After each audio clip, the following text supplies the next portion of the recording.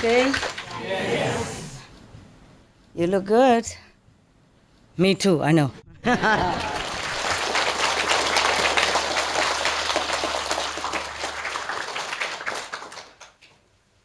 Yeah? Everything okay, yeah? Who cooks for me today? Wow, you want to make me fat, man. Look at me. How do I fit in all these beautiful clothes? Yeah? These clothes, they already, allow the growing of the spiritual dimension.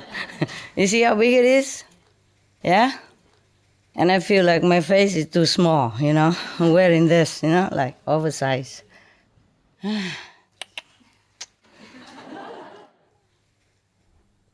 Any better meditation today? Yeah? More settled down, right? Yeah, cool. I look more ordinary today for you, right? I could look more normal. You don't even see me when I'm walking around on the street. You won't recognize. Even more normal than yesterday. Phew. Are you guys okay? Yes. Food is good? Yes. Well, for me too. What's this? Water? Yeah? You sure about that? And how do I do it? Like baby? Oh my God. Oh, spoiling so much. I don't know how to drink this type of thing. What's this? And this is look like more like grown up. Yeah, I saw people, like in America or those health conscious people. They walk around with like 2-liter bottle. They have even the sign on it, like quarter liter, half a liter, 2 liter, you done. Something like that. They believe a future water. They believe that if you drink water a lot, you look healthy and pretty. In that case, I think I'm not that pretty and not healthy. I don't drink that much. Except when I came here yesterday. Like yesterday, they cook a lot of food. Oh, not a lot, but, my type. I eat too much. And then after the meditation, it was about 3 o'clock in the morning, right? Something like that, 2 or 3. And I'm not supposed to eat at that late. But when I saw this, wow, I cannot resist. So I keep, how you say, the maquillage and eating the same time. But I have only 2 hands. So one hand to dress and the makeup, and the other hand to pick some of the tidbits that they prepare. And so I have only 2 hands. So I forgot to take the cup because there's another third hand is missing. So when I run out to go, I forgot to drink, and it's a long way back to where I was. Maybe an hour, or something, more or less, if no traffic, it's faster, a little faster, a few minutes faster. So when I came back to my place, I realized, wow, how thirsty I am, Wow, I keep drinking and drinking. And I remember these bottles. Maybe I should take it with me to the center. I should buy one, Those 2 liters, you are done for the day. I just buy one like that and hang it here, So I could, this type, convenient stuff, a little big, of course. And they have even a nozzle. You can... So I could just use my mouth and drinking while I did maquillage, I did makeup, and then dressing or, snatching things at the same time. Maybe that's why they invented that bottle for busy people. Oh, we should make use of the technique nowadays, wow. Everything for convenience. Why are you crying? My eyes been blurring. Your eyes is blurring. It's good, so you can see me normal again, like the girl. Is your eyes normal today? Yesterday it wasn't I normal. think they're actually more normal, yeah. Huh? I said they're more normal. More normal today? But yeah, not my eye vision, not these eyes. Yeah, but people also see with these eyes too, Yeah. The aura they can see with these eyes too, not just the inside eyes. That's an amazing thing. So are you switch on today or are you switch off? Or? She keeps switching on. Is the battery low or Recharging. recharging? It's good. It's good. Don't worry. Don't worry. Wait until you see me run around outside shopping, then you won't recognize. Is that master? Maybe. Good food? They want to make me fat. Look at me. Oh, shameless. If I can button my shirt, then still okay. But it was really enjoyable. Thank you. You want to make me fat like you, huh? Where are you? Where is she? Still in the kitchen? Cooking dinner or something? Okay. You cook lunch and dinner together, or 2 times or 1 time? 2 times, and they all spread it on my table. No wonder. I was spoiled with choice, You should have seen my face when I see. And I walk into the kitchen. It's very normal when you see me like that. More than normal. Vietnamese food, my weakness. I'm almost done, okay? 2 liters, I'm done. They believe that if you drink like 2 liters, 1 liter per day or something, then you look good and you look pretty. I saw the models, they always carry just some carrot and a big bottle of water all the time. That's all they eat and drink. Maybe that's why they look good. Huh? So, anybody want to look good here? A right hand? Or look like model? Well, pretty good for the kitchen, All they do is just open the tap and buy some carrots for you. My God. It took me over a year to slim down, and now just 2 days I'm ruined. Well, thank you, guys, for taking care of the house and, iron my clothes and putting my shoes all there and cooking so beautiful food like that. Wow. It's been a long time since I have such a treatment, Okay, so I walked in the kitchen yesterday. Yesterday was less than today. Today they just gone berserk, go gaga, cooking so many stuff. I didn't know what to begin with. So I closed my eyes and I said, okay, this one, good. And then I keep pointing, so I said, I better stop, otherwise I have to eat the whole table. Yeah, I managed to have 50% already. So yeah, 50%, a lot. Yeah, very good food. It's a long time since I have such, I think I'm going to stay here forever. Yeah. You hope. Yeah, we are hoping. Yeah. Wow, to walk into the house with food waiting for you on the table, and the house is so sparkly clean and all the clothes are hanging in garderobe? A walk-in closet? I even have a walk-in closet here. I don't have such a thing for I don't know how long ago, I don't even have any walk-in closet. I have to go and buy the closet, to bring home and screw it on, because mostly they sell them in a box, And if you want to have them all complete already, it takes a long time. You have to order, right? You know that, right? All these expensive stuff and stylish stuff, it will take a long time to order. And just how long ago since we met here? Long time, huh?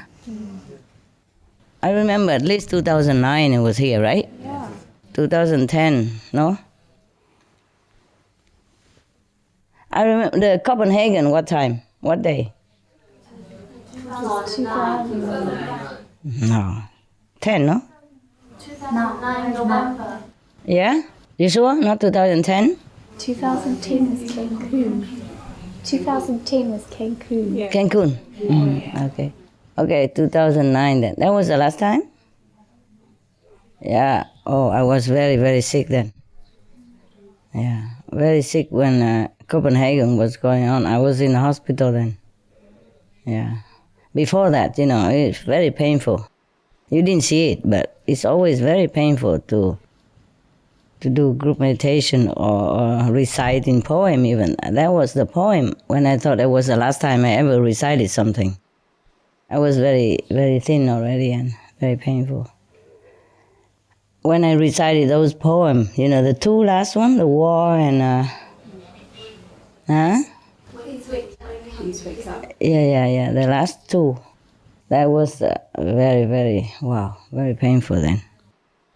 Sometimes I remember sometimes in the middle of conference, with the world outside, I was so much in pain I had to double, and turn off the screen so that you don't see it, people don't see it. That was even before that, long before that. It just getting worse after a while, So that was 2009, Yeah. Then I remember that. Then 2009, And then I was in the hospital, and after that I recovered a little bit. Then I went to Cancun, yes. But at that time it's still not, Still not well, You still have to take medicine and do the checkup, follow up every month, a blood test, And then the last blood test, I couldn't go. And then I can't remember that anymore. Time is too long, forget that. Okay, tell me something more about the internet stuff. How's your meditation today? Or you have any question about your electric power inside, on or off? You're not in Supreme Master TV anymore? Quarter? You went home? I'm in New Jersey now. Oh, I see. Yeah, you chose that area. How could you come here? We just got the news, and then the sister and I booked the plane ticket, and we just came here right away. Wow. Okay. Yeah. You look more skinny now. Really? They didn't give you food or something? No, I feel like I gained more weight. You do? All we do is sit and meditate and eat. Oh, wow. What a life. Hard work. Tell you what. It's also good that we have Supreme Master television. But it's good that we stop also, because you see how to eat and sleep and meditate. You mean your meditation all day? Yeah? Yeah? No. Okay. Normally when you meditate a lot, you don't feel that hungry. Yes. So what kind of meditation you doing that you feel you are more fat? It's okay. Do what you do. And feel good? Yes, Meditate better? yes, very, very much. Yeah. How about everyone else? Anyone who worked for Supreme Master TV before? Raise hand. 1, 2, 3, 4, 5. So you meditate 4, 6, 7. Yeah, you meditate more now? Yeah, I saw you. Yeah? You meditate more? I mean, the one who really work almost like daily basis, No, Just occasionally, That's different. When the people who work on the regular basis, they don't have much time to meditate, and it's not good for them, and not good for the world. Also, even people who work occasionally, they also have to do other things as well. So we have a little bit less work now, and you meditate better, more? Yeah? Or not? What did you do all this time? We have more time now because we used to do quite a lot of checking transcripts Okay. after working at Loving Heart, and then we do it. It's okay. It's all right. So now we have more time, yeah. So now you're also in the restaurant where she works? Working at the moment for a while. Yeah? Yes. You just cook all the Western food? Westerner food? In your restaurant? Yeah, mainly. We have a mixture. We have a couple of Asian dishes. You always said about having loving huts in busy cities and, heavy footfall. It helps when you are in a busy area, of course. Yes. But if you have a special good food, and sometimes even quiet area, people also try to drive there to eat. It depends. Yeah. But it helps if you are in a big town, in a busy area. But I don't know really. Now, for example, if you go to the beach area, we don't see that many people either. But Loving Huts is always doing well. It's funny because we were buying in Brighton and it was 5 months into the sale. Yes. And then? I don't know, it was on completion day and we were in there just getting the keys, and I got a phone call from the lawyer that something wasn't right with the paperwork to complete. And then? And it was almost as if we were taken to Spain. It seemed like we were supposed to be there. You know what I mean? I didn't really do much about it. It wasn't my plan. Understand. So I think we were there for a really good reason. We have been there for a very good reason because a lot of people have benefited, and we've done some radio shows, talking on the radio. And I'm still doing maybe next week another show. And a lot of people have benefited a lot because they don't know much. How did you even know in Spain? Well, because I come down to do a music festival 4 years before with my trailer. And there was quite a good response. And I just thought, well, I just played around on the computer and had a look. And it was just... One restaurant for sale. It just felt like... Very smooth. Yeah. We have sunshine every day. Yes.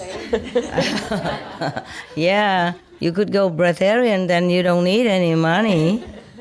Eat the sun there, no? I'm thinking of taking it to Brighton maybe, because you don't have vegan restaurants in Brighton. I wish I could help all of you also physically, yeah, somehow, but you just have to decide for your life. I cannot always gurgitate, and give food to you. We can't just go into every corner of the planet and do things, even though we would love to. So we do where we can first, eh? In Buddha's time, he said that all the monks should spread out, never go two in one place or one direction, so that they can spread the Buddha's teaching. But nowadays we have internet, so okay, just stick to where you can make a little bit more profit before you don't even have anything to eat. Not to talk about offering it to other people. Business is different than meditation. Okay, and by the way, all the Loving Hut restaurants should do it all legally from A to Z. I have written a note already for all of you. Yes, and I try to stick to that. Okay. And sometimes in some country, if you have friends or disciples come over and help, they also don't allow that. You see what I mean? So you have to research A to Z, From A to Z, see which one is good. Is that tea, right? Yes. Oh. Agave, lemon. Oh, not bad. It's all healthy stuff. Okay. Excuse me, It's not my fault, okay? It's a cook. She knew I haven't eaten such thing for a long time, so she really make it nicely. I can't resist, and I eat too much and forgot to drink. Normally, if I eat at home, then I don't drink that much because it's simple, and less. Cooked food makes you thirsty, actually, Master. What, love? Cooked food makes you thirsty. I know. Yeah, I know. Yeah. My weakness. After I told you guys that I eat fruit only, I can't even look at fruit that much anymore. Just like after I told you about, brown rice, I don't even want to think of brown rice even. You take it all. Like yesterday, that's why I told you something good. I tell you to do this, do that, and then I can't do it anymore. But I don't do anything bad, okay, except don't eat the brown rice and don't eat the fruit and don't eat the raw food and stuff. But I don't do anything wrong, okay? Don't think nonsense, No, accept those things. And accept, just like don't get too much attention for yourself, like that. I told you that. But I always do. Well, like when I see somebody so sick or something, not like beggar, but they're sick and I don't have money for hospital, I give a lot of money. And that, of course, get attention, Then I had to leave. I have to run fast. This kind of thing, okay? I'm not doing anything wrong, okay? 5 precepts, no. Yes, yes. I do not transgress, any 5 precepts that you keep. Wow. That was good. Who cooks this one? I'm thirsty, so I can't really give good credit. Very good. Yesterday, I told you that we should thank all the god and goddesses, yes? Not just the 5 lords, but there are many, many, countless of them, even if they're not doing much, because they can do it if we are doing it. You see what I mean? like, okay, we become vegan and we live healthy, then of course the God of health has more excuses and also put more effort to help us. See? They cannot help us even if they want to, if we take poison to ourselves. You understand? Yes. So there is a saying in English, they say, God helps the one who helps himself. Remember? Okay. But nevertheless, one time, just like I was very angry with all the gods and goddesses. I said, my God, it's so easy thing to do. Just switch their mind, the people, and change them. And they say, no, that would be violate the, like the constitutional law, the free will. Understand me? I said, okay, in that case, then you don't have to destroy the planet. Just let it be. And because the Mother Earth doesn't want to go yet, number one, I asked her. And she said no. Yeah. And if the people want to kill themselves and continue to live that way, I said, let them be. You understand me? They come back and forth and pay their own karma, And you don't have to destroy the whole planet. I was very angry one time. I was screaming at heaven. I was screaming at heaven because everybody was praying, to save the planet. And of course, I also do my part, but if they continue that way, it's very difficult, And then I said, okay, if they want to be like that, why not, let it be hell. If hell people want to continue to exist that way, then let it be, There's a lot of bargaining going on, eh? Yeah. But meditation do help, okay? We balance the vibration of the world, understand? And also uplift the consciousness of people. Not by being forced to do it, but it's just like influence, subtle influence, and it really helps. Yes, it's like, how to say, well, if you're thirsty, drinking helps, no? Understand? And if you don't drink, then of course you continue to feel more thirsty. And if the people don't have water, you bring water to them. It helps also, yeah? So even outside people, they don't meditate and they eat meat and all that. But the majority, they don't. You see? They eat meat, but they don't know anything about that. They don't even kill the animals. So it helps if these kind of people, if we meditate and send them the message, you see what I mean? And then they will also change. Maybe slowly, but they change.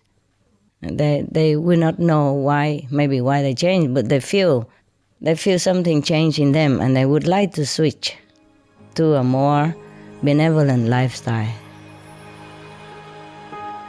Vegetarianism in religion. The Baha'i Faith. Regarding the eating of animal flesh and abstinence therefrom, know thou of a certainty that, in the beginning of creation, God determined the food of every living being, and to eat contrary to that determination is not approved. Selections from the Baha'i writings on some aspects of health and healing. Buddhism. All meats eaten by living beings are of their own relatives. Lankavatara Sutra. Also, after the birth of the baby, care must be exercised not to kill any animal in order to feed the mother with meaty delicacies, and not to assemble many relatives to drink liquor or to eat meat. Because at the difficult time of birth, there are innumerable evil demons, monsters, and goblins who want to consume the smelly blood. By ignorantly and adversely resorting to the killing of animals for consumption, they bring down curses upon themselves, which are detrimental to both the mother and the baby. Ksitigarbha Sutra. Be careful during the days immediately after someone's death, not killing or destroying or creating evil karma by worshipping or offering sacrifice to demons and deities, because such killing and slaughtering committed, or such worship performed, or such sacrifice offered, would not have even an iota of force to benefit the dead, but would entwine even more sinful karma into previous karma, making it even deeper and more serious, thus delay his rebirth to a good state. Karma means retribution. Ksitigarbha Sutra. Cow die. The most important thing is to stop killing. because animals also have souls and understand like humans. If we kill and eat them, then we owe them a blood debt. Teachings of the Saints. Christianity, meats for the belly and the belly for meats, but God shall destroy both it and them. Holy Bible. And while the flesh was yet between their teeth, ere it was chewed, the wrath of the Lord was kindled against the people, and the Lord smote the people with a very great plague. Holy Bible. Confucianism. All men have a mind which cannot bear to see the sufferings of others. The superior man, having seen the animals alive, cannot bear to see them die. Having heard their dying cries, he cannot bear to eat their flesh. Mencius. Essenes. I am come to end the sacrifices and feasts of blood. If ye cease not offering and eating of flesh and blood, the wrath of God shall not cease from you. Gospel of the Holy 12. Hinduism. Since you cannot bring killed animals back to life, you are responsible for killing them. Therefore, you are going to hell. There is no way for your deliverance. Adi Lila. He who desires to augment his own flesh by eating the flesh of other creatures lives in misery in whatever species he may take his birth. Mahabharata, Anu. Islam. Allah will not give mercy to anyone except those who give mercy to other creatures. Hadith. Do not allow your stomachs to become graveyards of animals. Hadith. Jainism. A true monk should not accept such food and drink as has been especially prepared for him involving the slaughter of living beings. Sutra Kritanga. Judaism. And whatsoever man there be of the house of Israel, or of the strangers that sojourn among you, that eateth any manner of blood, I will even set my face against that soul that eateth blood, and will cut him off from among his people. Holy Bible. Blood meaning flesh.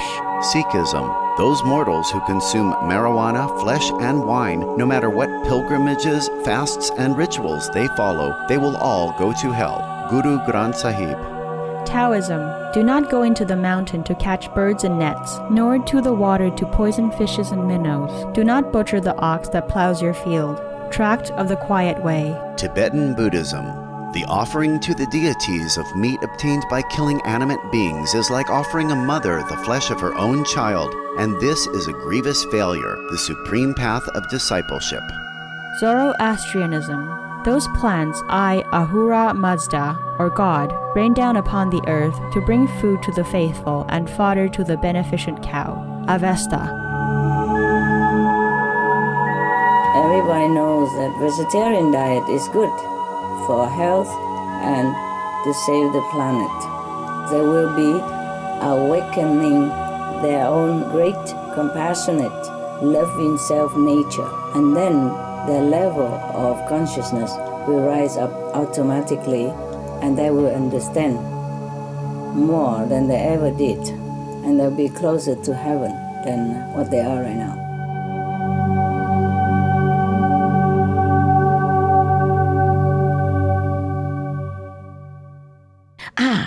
There's another thing. Also about taxi driver. All my people are taxi driver.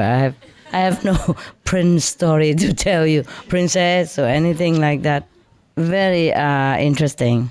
I went with the taxi driver, another taxi driver. Yeah. Before the taxi driver that I told you yesterday, there was another taxi driver, and I went regular. Yeah, with him. Not daily, but often. And then he's also very kind and help me with grocery whenever I need. And he go inside even and tell me also this is what, you know. I ask him to read. Sometimes I don't bring the glass.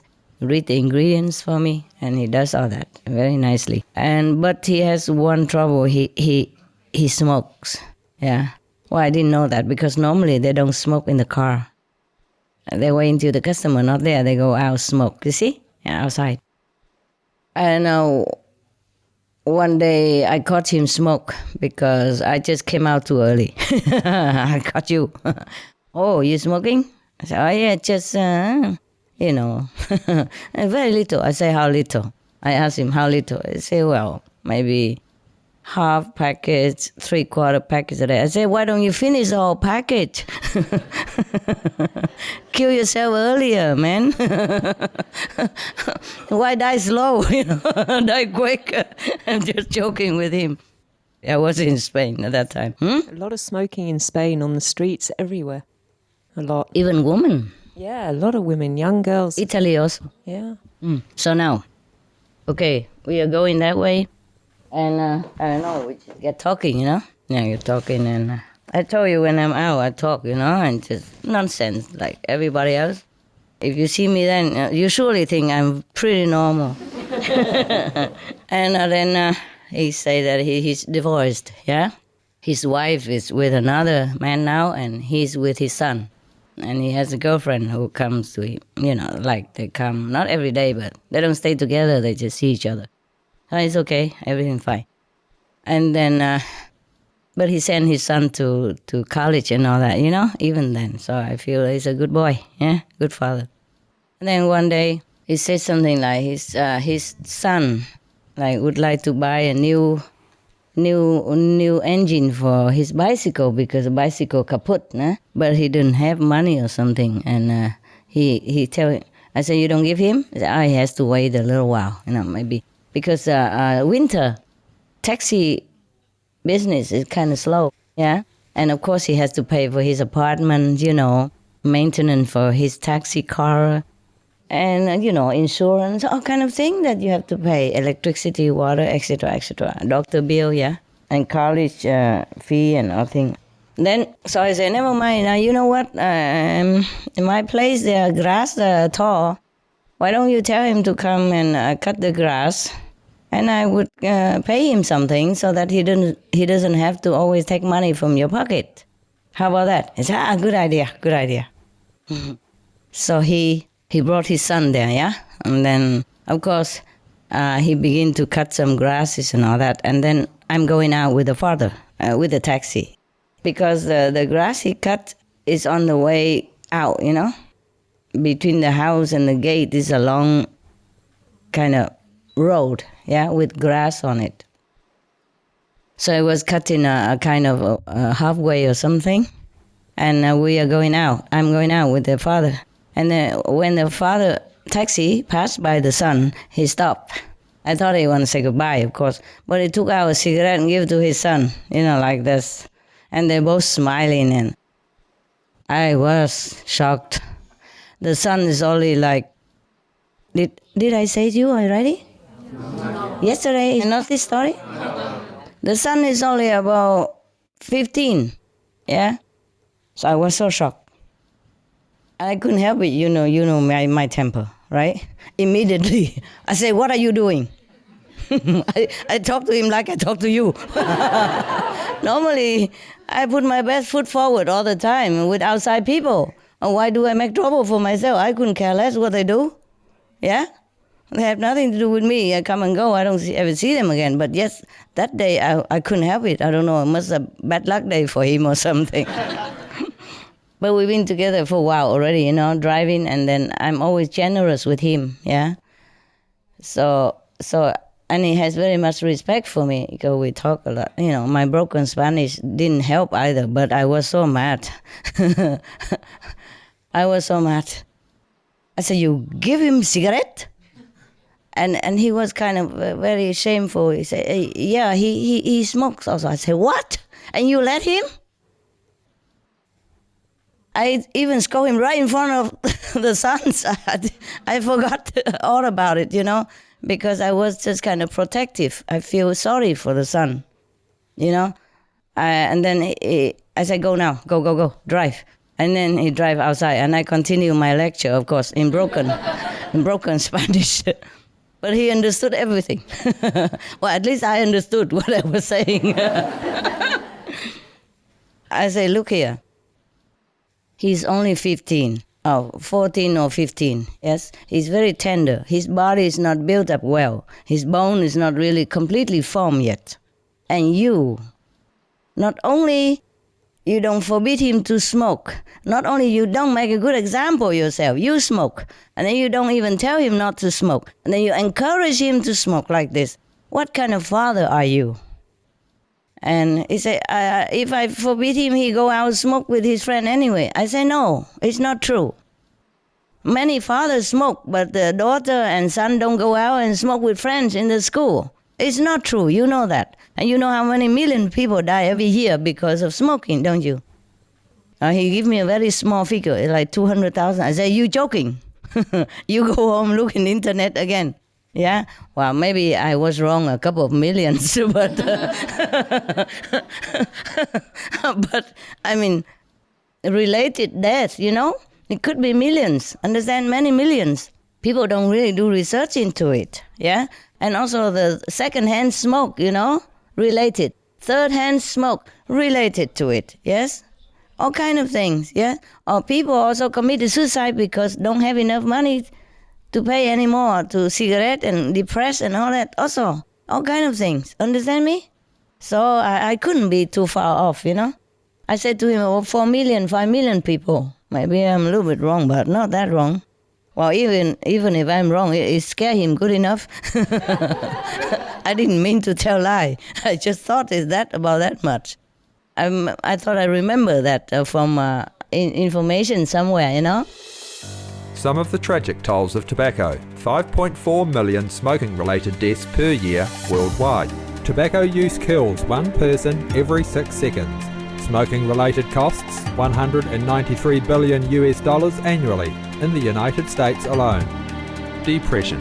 Light and mild cigarettes just as harmful. Causes cancer and diseases in animal companions. Harms lung cell DNA that regulates breathing. Speeds the aging process. Toxic residues of third-hand smoke. Heart disease. Coronary thrombosis. Cerebral thrombosis. Kidney failure. Cancer. Mouth, liver, breast and colorectal cancer. Lung cancer. Esophagus cancer. Kidney cancer. Bladder cancer. Chronic obstructive pulmonary disease, emphysema, bronchitis, stroke, impotence. Additional harms for exposure to second-hand smoke. 600,000 deaths worldwide each year. Childhood arteriosclerosis, leading to heart attacks and strokes in adulthood. Sudden infant death syndrome. More than 80% of the babies who die are exposed to second-hand smoke. Infertility, miscarriages and premature deliveries. Childhood asthma, bronchitis, ear infection.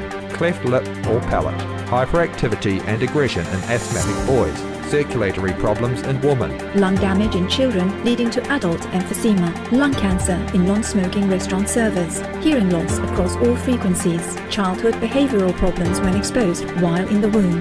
Plus more. For help quitting, please visit. For more urgent information, please visit suprememastertv.com/killers. Anyway, so he was all quiet and say, I'm sorry, it's none of my business, but he's too young, you know? I feel like you should be more protective of him. Even if you smoke, you should have told him that it's bad and all that. Here I see you even encourage him to smoke because you want him to like you. You want him to stay with you. And it's not love, you know? Love is not like giving anything that the son or daughter want, but love is to do things good for him. And tell him all the good things that he should follow. Yeah? I say go out and learn with the friends and all that stuff, you know. I say no. If you are a good father, he would have probably listened to you better. Yeah? That's one thing. If you ever said anything to him even, maybe you didn't. Because you want to buddy with him against his mother, who knows, yeah? Anyway, now, it's very bad enough of you that you smoke, number one. Number two, bad enough of you that you don't even keep your marriage intact and have let the son have a broken family. You know, broken family is no good for people when they grow up. You know, the children outside, they're always asking questions or telling that your family broken, you're divorced, you don't have father, you don't have mother, whatever. You know, you never know. You make him already unhappy. It's bad that you make him lose a mother already. And now you even make him smoke. You're very, very irresponsible father. And you know smoking is not healthy, right? He know, I know it all. Okay, if you say you love your son so much, like you have told me before, then how come you don't keep yourself healthy? So you can take care of him. He's still very young. Suppose you have cancer, you know, right? I'm sorry, everybody knows that. And then maybe you die. Or even if you don't die, but you're sick, you're incapable of driving taxi or doing anything anymore. Who take care of your son? Yeah, mother already married again, have other family children. Who takes care of him? And he doesn't. You told me he doesn't want to live with his mother. Well, I can understand because she remarried. You see, he has a girlfriend, but she only come and go. You see, I mean, she doesn't live with him. So it's a different story, yeah. And the mother already married and have other children. So if you die or you're sick, who is taking care of your son? Don't you think about that? You're a very irresponsible father. I am so sorry if you offended anything, forgive me, but I think because you are a very good taxi driver, I think of you like a friend, you know, because sometimes he came and I invite him a coffee or something, I cook a little coffee for him and a little salad or something when we run all day and he didn't have a chance to eat. Or I caught him, you know, before lunch and then we run all afternoon and I know he didn't eat. So when I come home, if I eat something, I cook something and I give him some. I say, you can come to my house as a friend also, huh? And because I think of you as a friend, and a friend should tell a friend true things and beneficial things, not just a thing that make others just happy and feeling flattered, you know? Like people say kiss butt, you know, in English. Yeah, I don't do this stuff, you know, because I respect you. And I like you as a person, so I tell you this. And if you're mad at me, I understand. But I have to tell you, your son is in a very tender age.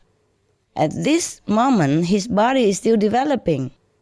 You know, his bone is not even, you know, completely structured yet. And all his organ is still very tender. You cannot do this to him. Cannot encourage him to smoke. And smoke together in a small flat like this, an apartment like this. It's really detrimental. You want to kill him? You say you love him, but you're killing him. Don't you realize you're killing your son by your own example and by encouraging him? Now you call that love? No, I think you're bribing him so that he love you, he like you, but you're killing him. And he all the while he said, you're right. I have to do something. I say, yes, you quit. That's what you do. I said to him, quit smoking. And he said, okay, I will. And I thought he just said that. I said, you promise, huh? You say it like that. Next time I see you, you tell me that you're not smoking anymore. He said, yes, I will do it. I said, yeah, if you love your son, you do it. At first I told him, why don't you tell him, like I told you before, you have to tell him not to smoke and all that. I say, and he say, because he's still smoking, so he cannot, your son wouldn't listen to him, that's why. So I say, that's why you quit. You have to quit. First you quit, and then maybe he follow you. I think he would. He will. And even if he doesn't, at least you feel good. You are a good father, yes, and you are still strong and healthy. Continue to take care of your son until he can take care of himself, at least. At least this, yeah? And your son listen to you or not, maybe we will see, yeah? At least you make a good example. So, okay, fine. I think both of them had enough of me. So, normally he's supposed to come back and cut more grass for me, yeah? They didn't show up. Fine, I understand. I also didn't call him either. Next time I call a different taxi driver. I also want to show him that I don't care. Okay, so he doesn't come back, you know? But before that, I knew that I went too far, you know, scolding him so much like that, and even in front of his son for a little short while, and then we continue the rest of the time, all the time, until he dropped me off. And all the while, he just says sorry, and he's bad, and he will try to quit, and blah, blah, blah. So anyway, but he still take me to the market, you know? I knew I went a little bit too far, but so I went in there to buy some jacket for the son, you know. It's winter, and he didn't have much, it's so cold, and then I buy something for the son, yeah, some clothes, yeah, and then some for the father also. I give it to them, and they were very happy, but still didn't come back to cut grass next day. Okay, I took the hint. I didn't say anything. But one day, long time afterward, I went out, and he called me on the phone, and he said, how am I, and all that. But I said, okay. If I need you, I call you. Okay, goodbye. Okay. I was also showing him that I'm mad that they don't come. As they say they would come, you know? Anyway. And then so many months later, we don't hear from each other, of course. I go with another taxi driver. I don't even bother, you know, I forgot about him already. And one day I went to a small restaurant that they sell a little special thing, vegan, that I like. I haven't found it anywhere else. I don't know anywhere else anyway. So I happened to find it, so I like it. So I asked another taxi driver, by the way, stop there for me to eat that special thing. You know, in Spain they call it churros. You know that? Yeah, okay. And then there he was, my ex-taxi driver.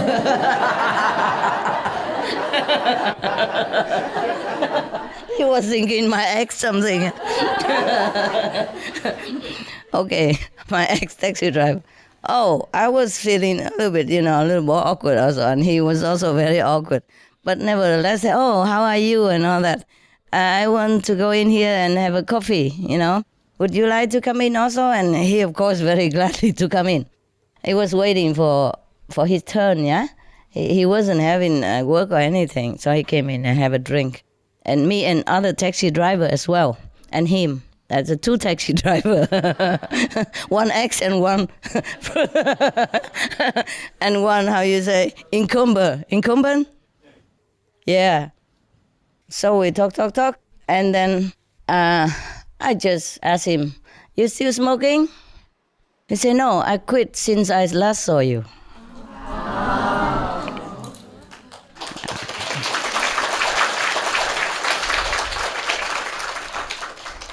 Good news, huh? Yeah, at least, huh? Yeah. So yelling really does help, Because before I was very sweet to him and also say something like, smoking is never good, you know that, a lot of people die and it's very bad and it's more expensive now and things. I always talk sweetly to him. I never care. I yelled at him, scold him, and he quit. Okay, next time if I see anybody smoking, I just yell. Maybe they quit quicker. No, don't do that. People don't always listen to sweet talk. Yeah, my assistant, for example, they teach me this way. And sometimes I talk sweet to them and give them stuff and cook for them, and they do bad the next day immediately. I don't know why. So nowadays, I like to invite people when I eat something, or I like to give it to people around me, whoever nearby. If I cook something nice, I never really, I feel like I would love very much to share it, Even just now, believe it or not, I come in the kitchen and see all things and say, wow, and then I'm thinking immediately of you. Oh, wouldn't it be nice to invite some of them here to share some food, But I thought, oh no, forget it, never mind. I had a lot and it's too inconvenient, and you meditating and you become a Buddha, and here I come to seducing you, making lower level, into my low level world desire or whatever. But I was thinking immediately like that. It's just automatic, So whenever I cook something nice, or I feel like cooking something nice, I always want to give it to the helper, the assistant. But whenever I give it to them, next day they give me hell. Or the next few hours, it never fail. I don't know why. Probably they don't pay enough karma already, and then if I give them more, that would be worse, or something. I don't know what. So nowadays, if I want to cook something and give to something, I have to think twice. I have to ask the Lord of Karma, is it okay? Oh, it's such a complicated world, I'm telling you. Even to be nice, you have to think twice. It's not about food, but for peace in the house, I'd rather them don't have it, and then we have more peace, that's all, okay? So, it's a good idea, huh? Good thinking, huh? Good news, huh? I hope he continue. And then I was very happy, of course, nah? I hug him, eh? Yeah, I hug him and give him a peck in the cheek, huh? And he was very happy because he looked so miserable. I don't know. I never see such a miserable taxi like that. He's not unpleasant. He just looked very down. Very sad. The whole body feel like that all the time. But after I hug and kiss him, he looked like he grow back again. And then I went out and buy him a present, I buy him a little chain with the cross with Jesus on it. I said, every day, you see this? You keep quitting, okay? You promise? And then he said, he promised. Because sometimes people can quit smoking for many days or many weeks or many months or many years, but they still they come back sometimes, because this kind of thing is really evil. Cigarette and drugs, they're really evil. They just like, clutching you, very difficult to get rid of. Besides, his son is still smoking, that's making him very tough for him. See what I mean? They live in the same apartment. And even though the son smokes outside in the balcony, but still every time he passes by, he bring the smoke out, the cigarette and go out and smoke. Imagine how difficult it is for him, and he's still holding tough for many months. So for that, I really appreciate him very much, and I really, I say, you're really good, very, very good, very courageous, very strong man. You're a good father now. I'm very proud of you. And I went out and take him out, to buy him this present so that every day he can remember and be strong. And I say, tell your son, if he also quits smoking, next time I see him, he will also get a present like that or different one. Just like that, and then say goodbye. Okay, my nice story, yeah. Smoking bans save lives. Quitting smoking and restricting alcohol consumption, along with more exercise and higher fruit and vegetable intake, reduces the risk of strokes by more than half. United Kingdom's ban on smoking in public places reduces passive smoke effects, which are linked to loss of life for more than 11,000 people every year. In the U.S., the Substance Abuse and Mental Health Services Administration said that sales of tobacco to underage youth have reached all-time lows in all 50 states. The number of young smokers aged 18 to 29 has fallen by 30% in Victoria, Australia, thanks to smoking bans in pubs and clubs. Smoking rates in Japan have been declining since 1996, reaching an all-time low this year. Smoking bans mean decreases in acute coronary syndrome. A study in Mississippi, USA, found that heart attacks were reduced by 27% 3 years after indoor smoking was banned, with similar bans in 11 other worldwide locations, also showing a reduction in both heart attacks and heart disease.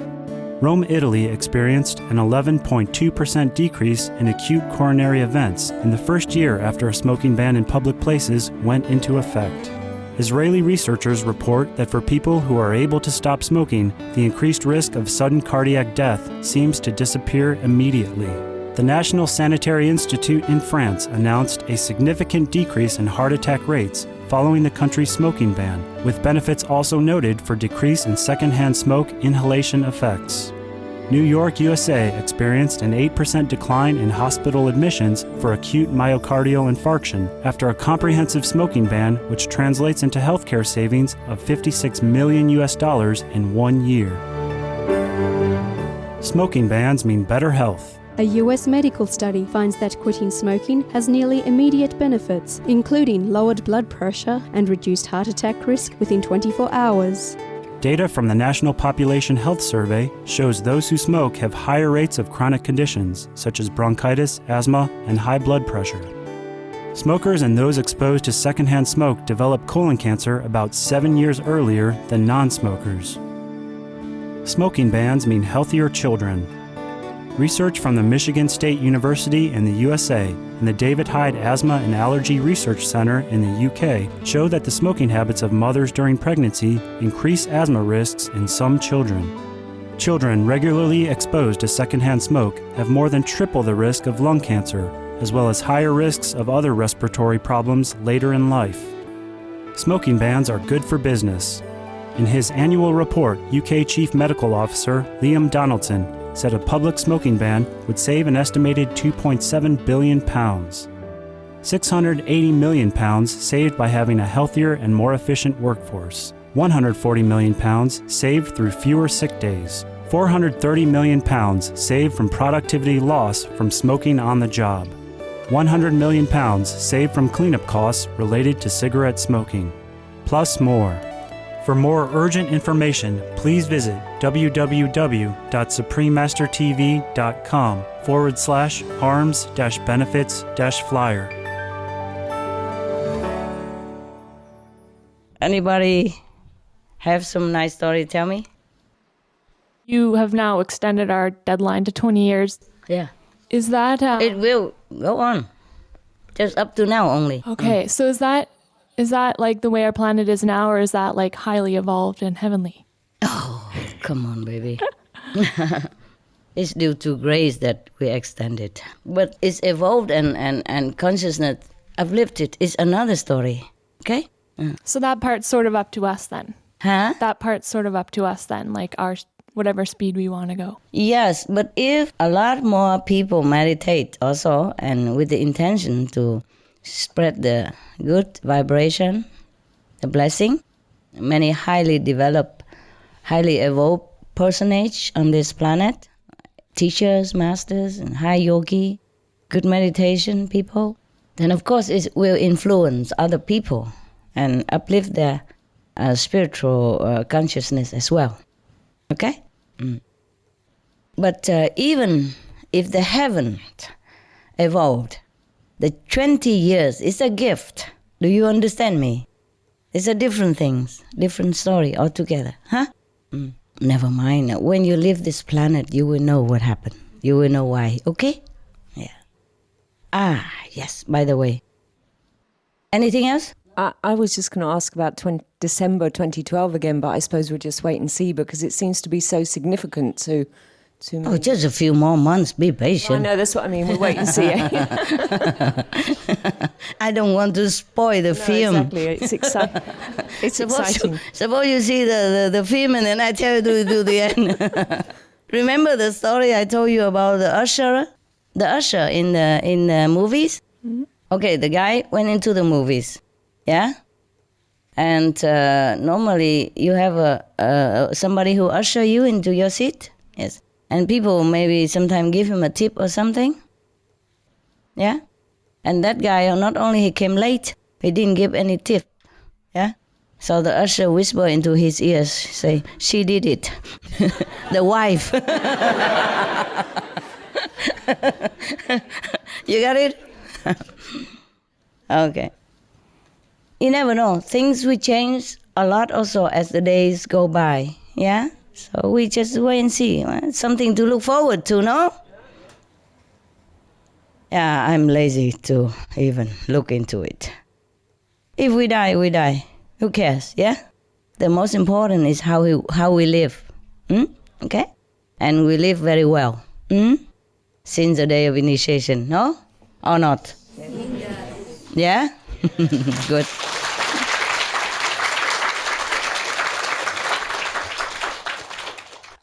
Just like we look into the mirror, yeah? And you became better, brighter, you know? I just told one of the person, your brother, who drives me today, say, all of them look very bright, you know, the abnormal stuff.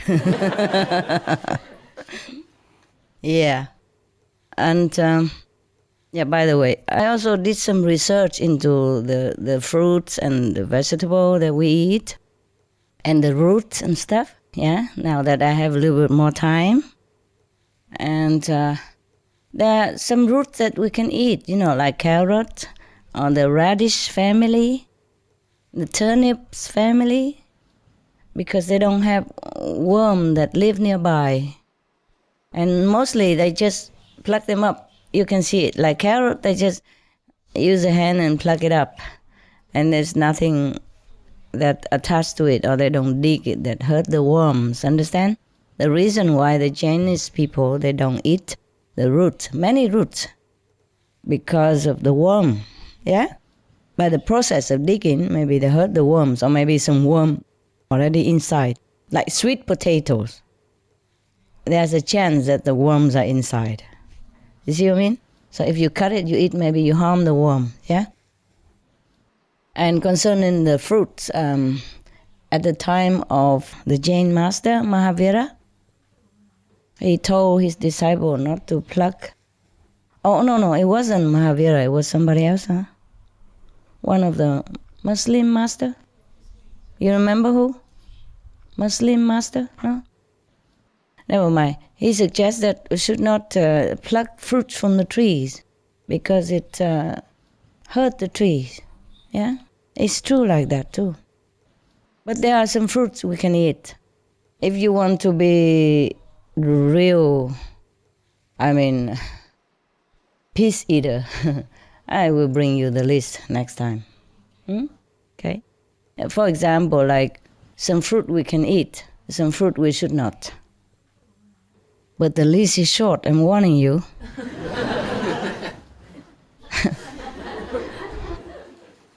Yes.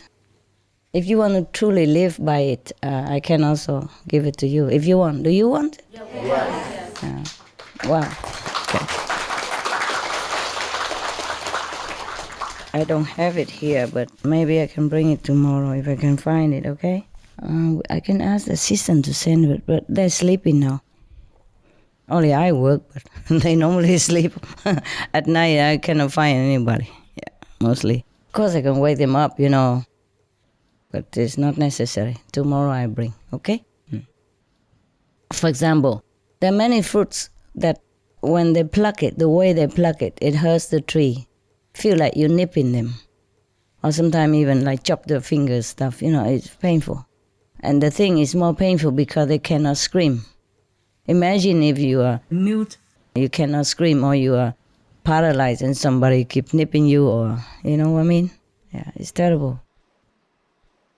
My list is not like 100% complete, but you can live by it, okay?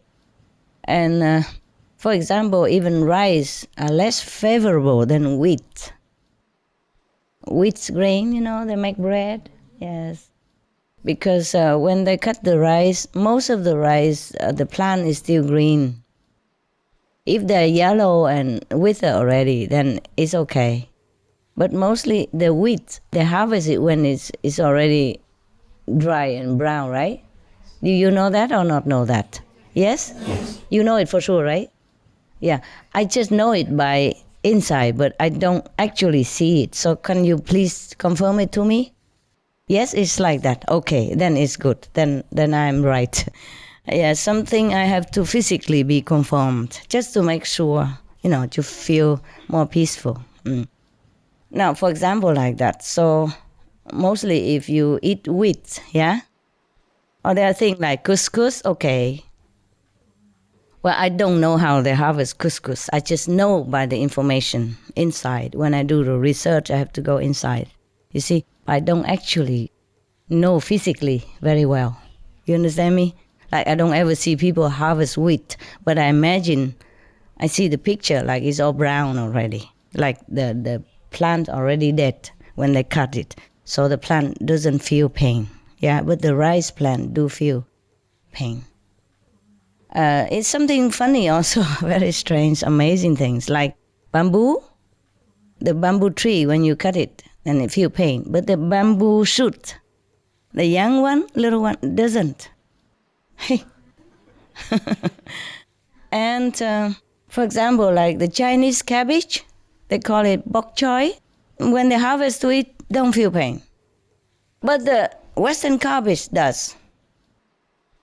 Cauliflower does.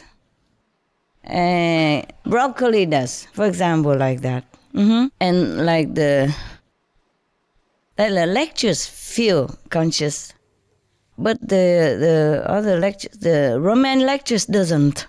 Yeah, so it is not like generalized, you should not eat all the plants because they feel hurt. It's not like that. Yeah, I was amazed too.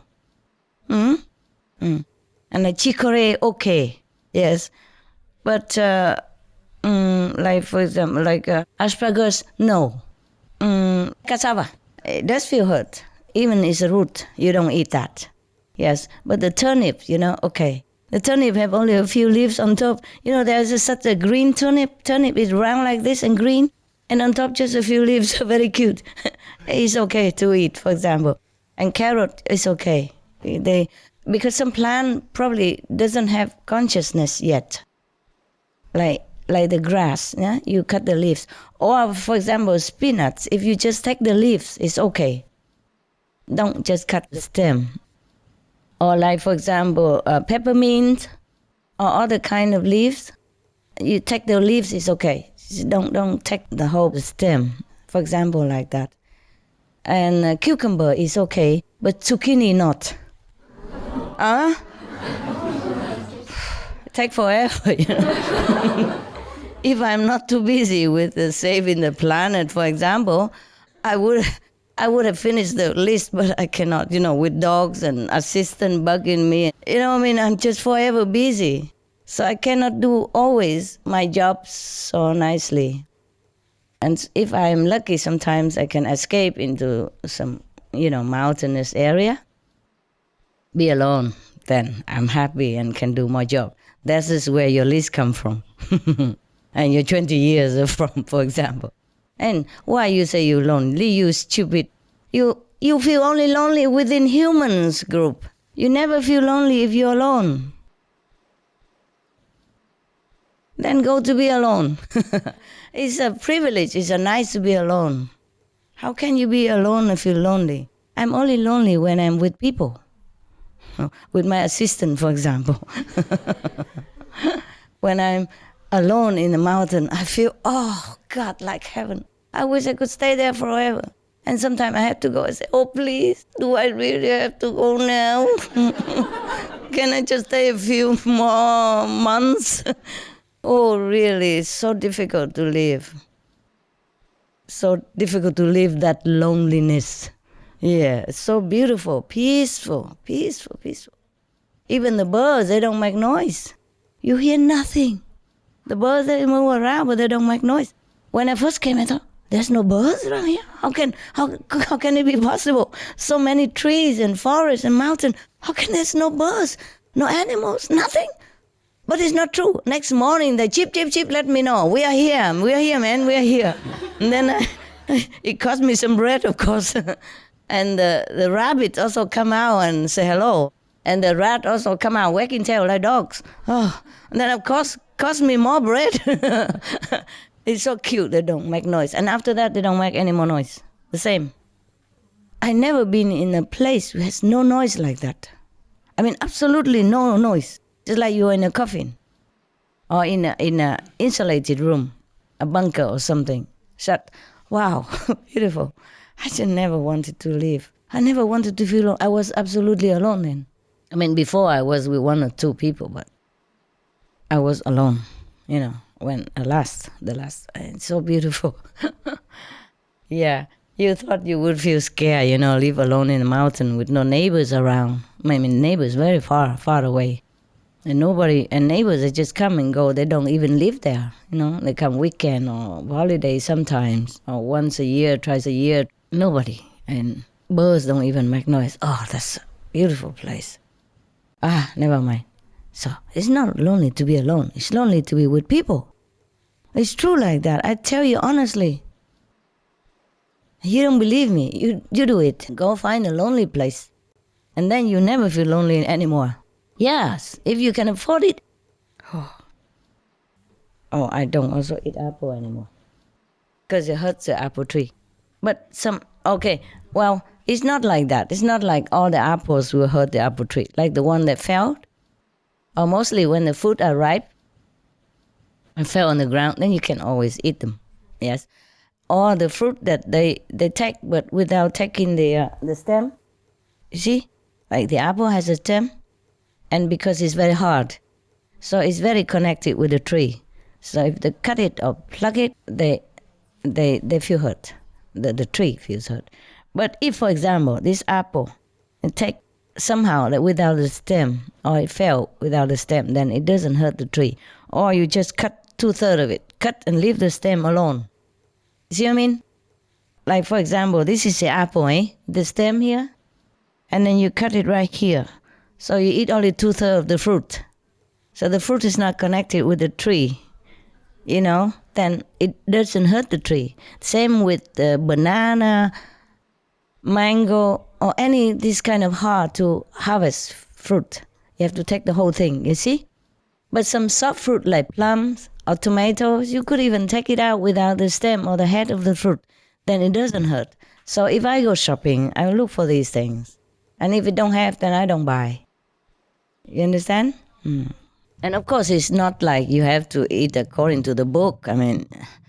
You maybe want to try this and have less of those other things. That's all, okay? Less, yeah. Or complete, whatever you like.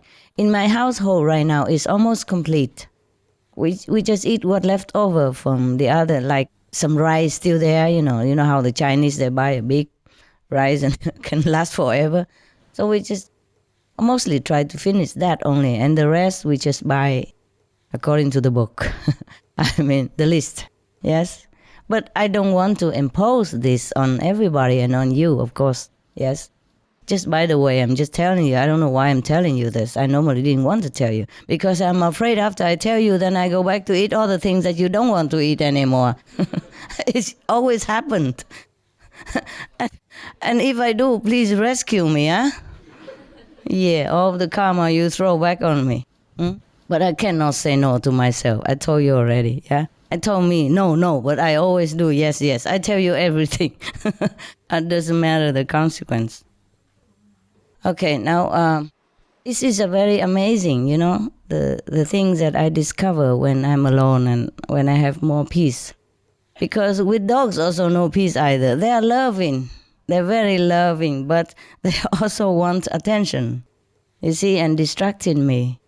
So if I'm lucky, sometimes I can escape to be alone. That's the best. Yes, the best time for me, yes. But I love to see you also, eh? Don't mean I don't. It's just that I never feel lonely if I'm alone. I feel absolutely beautiful and blissful, I don't even smell. I don't even need to wash myself for weeks. Yeah. You understand? I just feel always clean. And my purity percentage grow up when I'm alone, more than normal. When we're born into this world, we were, before we were born, we are pure, yeah? Or if we are pure, we were pure. But most people in this world, the purity, the max is about 90%, more or less. That's it. You understand? And then the more you meditate or the more you purify yourself by different means, then your percentage grow up. Even I had to work it out. When I was running around and doing things for the world, in the world, my purity was very less. And now it grew up because I meditate more and fast and often more intense. The original is not to clean myself, but it's just the side effect of it, a good side effect. More than 1,000 is very beautiful feeling, I think even if you are more than 100, you feel good already. But when you are 1,000, wow, I feel very, very good. Excellent. And it will not go down again. You see? Once you pass certain... Threshold. Yeah, the threshold, it doesn't go down. But I had to work it up, you see, because I was born, you see? And when you're born, you forget many things. And you are contaminated, even by your parents and by the background. Your parents, they make you eat meat and all kind of thing, and then you lost. You lost many things. You lost a lot of things. And you suffer also, yeah? Suffer because of the karma, yes. And then if you keep purifying yourself, then you get up again. You go up again. But well, I'm amazed at all the things I know. I cannot tell you. Many things. Huh? Please tell us. No, I can maybe tell you about my things, but I cannot tell you about other things. You'll be surprised to know what kind of person supposed to be holy, this and that, Like noble quality, like 30-40%. For example, what is that? You have to be at least, no, I am not saying it. Never mind, 100% is already nothing. 100% is just the scale to measure. But the holy person is supposed to be many 1,000%. You understand me? Or the noble quality have to be many 100,000%. Even within this environment of contamination and trouble and infection by the whole world karma, you still have to be above that. You cannot stay 30-40% and being called holy this and holy that. I'm amazed. I'm amazed. So amazed. But of course, these things only to know for myself, By the way, I just know it, but I cannot tell you because it's kind of defamation, It's like defamation. Other people or judging people. I'm not doing that. I'm just telling you that you'll be surprised. The appearance and the reality is completely different things. And some people look so sweet and gentle, but they're not. They're so violent inside. And some people look a little bit like, temper, but they're not. Inside they're very sweet, very, very holy, very benevolent, very loving, very kind. You understand me? Yeah. That's why they say the cloth doesn't make you a monk. Yeah, it's truly like that. Oh, it's so amazing. So amazing. Many things that you have to discover by yourself, but you have to have time. But if you feel lonely to be alone, then you won't get it. Most of us, we like to be in a group, you see? Convenient, Just like me today or yesterday, came in, the house is all clean and I don't have to take the broom and I don't have to take the vacuum. I don't have to cook, and clean afterward, everything. It looks so like, wow, nice, nice for a change, my God. I feel like it's a completely new environment. I feel like I'm a Cinderella coming to the palace kind of thing, Because at home I have to consider how much I should use. Like I don't want to use a second plate. I want to use the same plate so I don't have to wash more. You know what I mean? For example, here I take everything and just spread it all there. And then when I change my clothes to go home, I just throw it everywhere. I know somebody's going to pick them up. It feels so nice to be lousy. You know what I mean? Normally at home, I don't do it because I will have to pick them up later, so I don't do it. I change in the bathroom, for example, then so I throw them all in the machine or I throw them all in the bucket. Later I use, depends on where I live.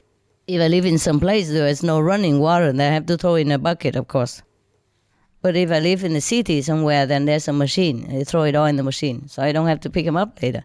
Yesterday I feel like a princess. Oh, my sock, just throw it there. The other one over there. And then when I look for special things, like the stockings or something to wear, I just dig the whole thing up to look, and I don't bother to even put them back in where they belong. Like at home, I say, so nice thing, just to, to be like those rich people. They just throw things everywhere, and the people in the home, the personnel will come pick them up and wash them. I don't have to worry about the bathtub or the shower afterward or even my makeup and all that. I just put it everywhere. I pick them and then throw them there, I don't deliberately throw them different place so they have to go and pick it up. But what I mean is I'm not careful like all these years that I have to do. Huh? Tidy, yeah. Because first of all, it's very late anyway. Yeah. Second, I know with some people here who've been taking care, and I want to be spoiled for a change. I want to be bad for a change. Not a good girl, not a tidy housewife. Oh, it feels so good yesterday, and I told my driver, I feel like a human being today. More, I feel like a princess today, because I throw everything everywhere, and I don't have to pick them up.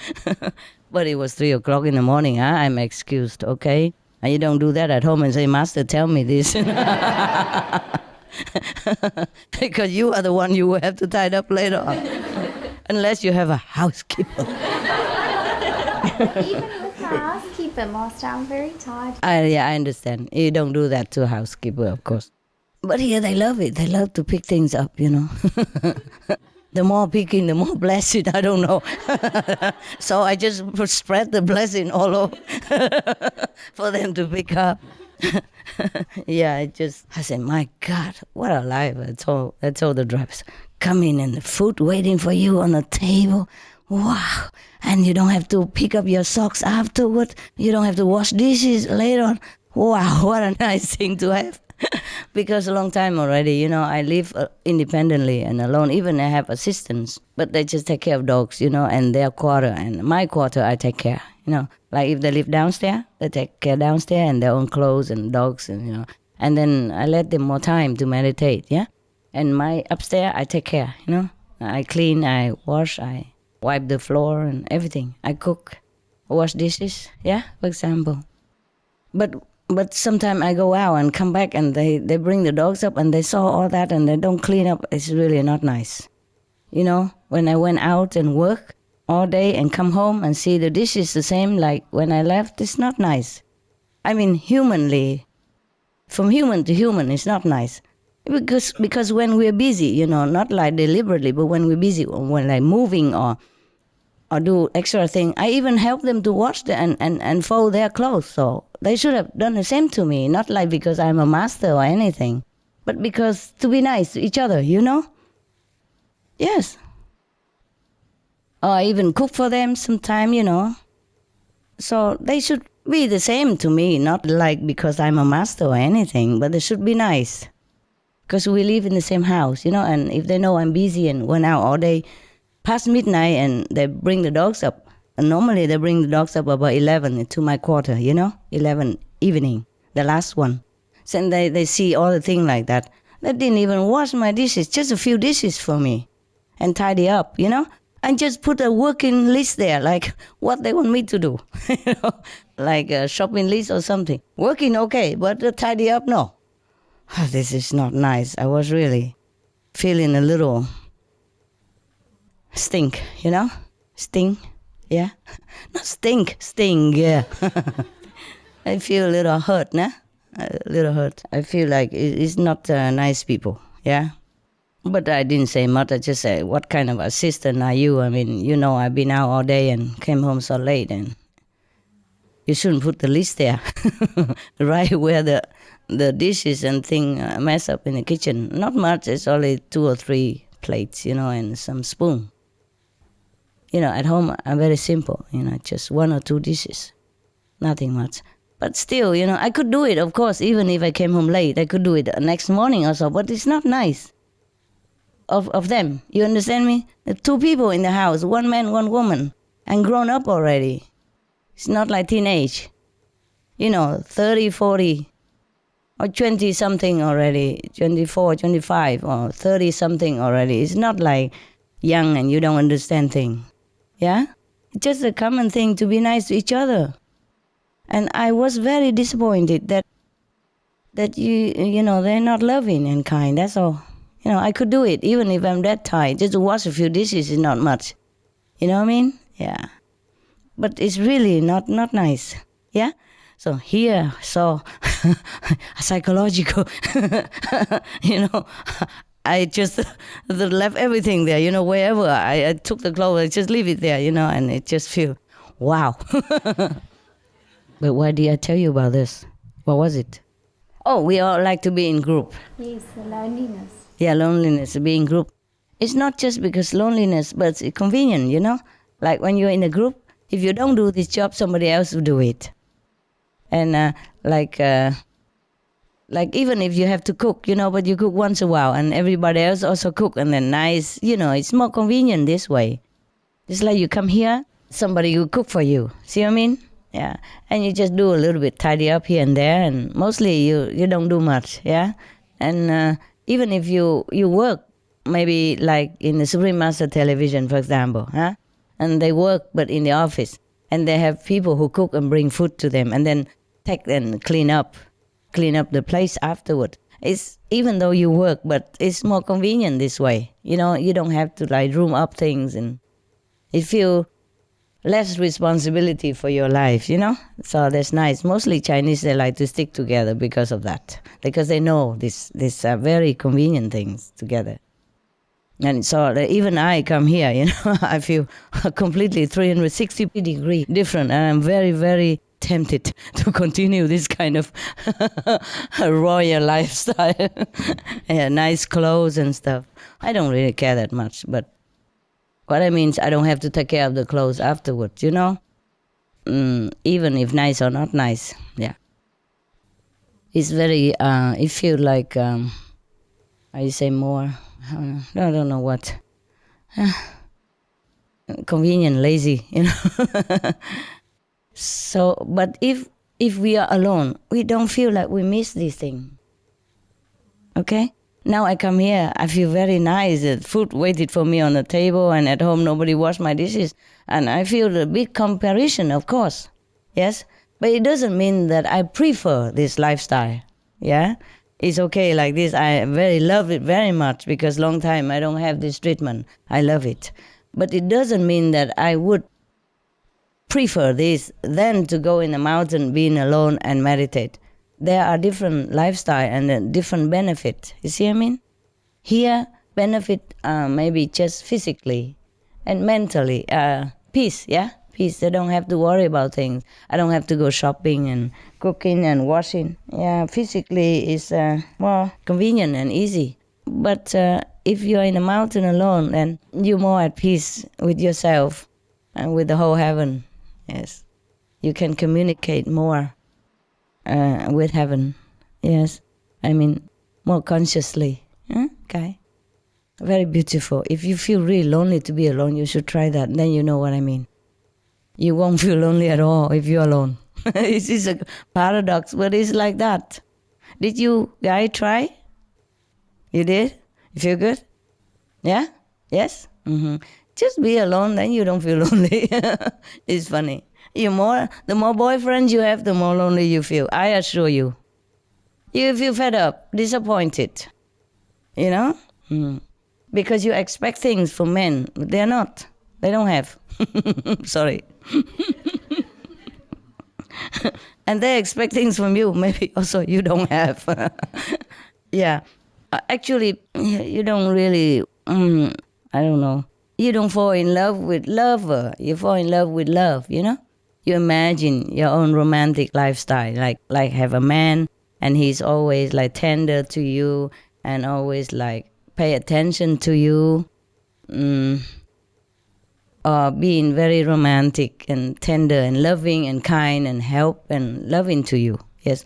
But most men, they just do what they do. They're just men. Like the taxi driver I told you yesterday. But there are some men are very nice. But you have to look beyond appearance. You have to let your intuition guide you and your feeling guide you. You cannot just have a type. You know, like I say, not my type. It's not the type. It's just something inside. But if it's a strong attraction, then you have to also be careful because it's maybe enemies. Understand? To come back to iron out the differences, the hatred in former life. Yeah. The taxi driver was asking me also how to make his marriage happier, you know, things like that, you know. And after I told him things, you know, many more things, and he was very happy. He said, yes. Did I tell you about his wife asked? He asked me about his wife? Okay. There's more to that. Because he said he doesn't have time, no? And we have to put on this tape, there's a continuation of the romantic story yesterday. Otherwise people miss the end. Okay. Yeah, he asked me, but how come? How to make her more happy, you know? That more she know more that he loves her. I say you have to show it. Not just think that she knows it. Who knows? Maybe she doesn't know. Can she read your mind? No. So you have to show it, yeah? Like, for example, because the last day, there's some other workers, you know, help me do something, repairing some places. And then last day, because last day I left, I want to invite them all to a drink or something, and later we eat something also. And then he also came, this taxi driver. And then he took me out afterward, you know? And then so we talked because of that. You know, his friend, one of his friends is the worker in my place. Outside people, worker repairing something. And his wife, that worker wife is a blonde German. Very tall and beautiful. And he typically short, fat, just missing the bald head. They happily have it together. 10 years marriage already. It's still like yesterday. I can feel it. I see the way they do and they act together. So I told him, you have a friend, a very good example. You see how they keep their marriage 10 years strong and still very good together. You learn from them example. You don't ask me. He said, how? Learn how? Where? Men are blind, I tell you also, okay? They don't know nothing. They don't see nothing. You have the whole refrigerator full of food, you don't see anything to eat. Understand? Woman also blind. We have the whole garderobe, have a lot of dress, but we don't see what to wear tonight. And take 1 hour, 2 hours to pick up. Okay, now, I say, how learn? Where? What do I ask him? I say, you don't have to ask anything. You look at him. You see, I only saw him today, but I noticed how he treats his wife nicely. That's why they're very happy together. Well, apart from that, he's short and black and she's tall and blonde, yeah? And more normally he's like that. He's much taller than him, about this much. You see what I mean? And they're happy together. Before she came, he came already because they're working with me, so we came together down to eat something. And then I say, why don't you invite all your wife or so, if you want to? And then so all the wife come afterward. And before she came, before the blonde German came, they already told me, be careful, you know, his wife is, they prepare me because they don't want me to be shocked or say something funny. I say, why? Is it because his wife is much taller than him? And he is Minnesota. They do like this to me. I say, oh, so is she blonde, right? So they say, yes, how you know? I say, yeah, no, that's typical. Typical blonde people, always, you know, blonde and tall model. They always have a husband or boyfriend shorter, black, you know, like dark hair. They would be much happier if he has a big stomach and bald head, see? Then that's a perfect couple for the blonde. So that's why they were surprised why I know she's blonde before I even saw her. I said, I know, I saw many couples like that, and they're very happy together, and they are also like, I said, yes, they are. I said, yeah, I know it. So I told the taxi driver, you learn from that example. You see, look at him. He is not handsome at all. I say, but don't tell your friend. Don't tell. And besides, he already married before, and he has 2 children before her even. But this second time marriage also have 1 child. And they're very happy together, you know. And the child, the later one, very handsome, despite the father. Very handsome, intelligent, very open, very lovable kid. Compared to the before the first marriage boy, who also came along, but he looked different. He looked reserved, serious, and not smiling and not open.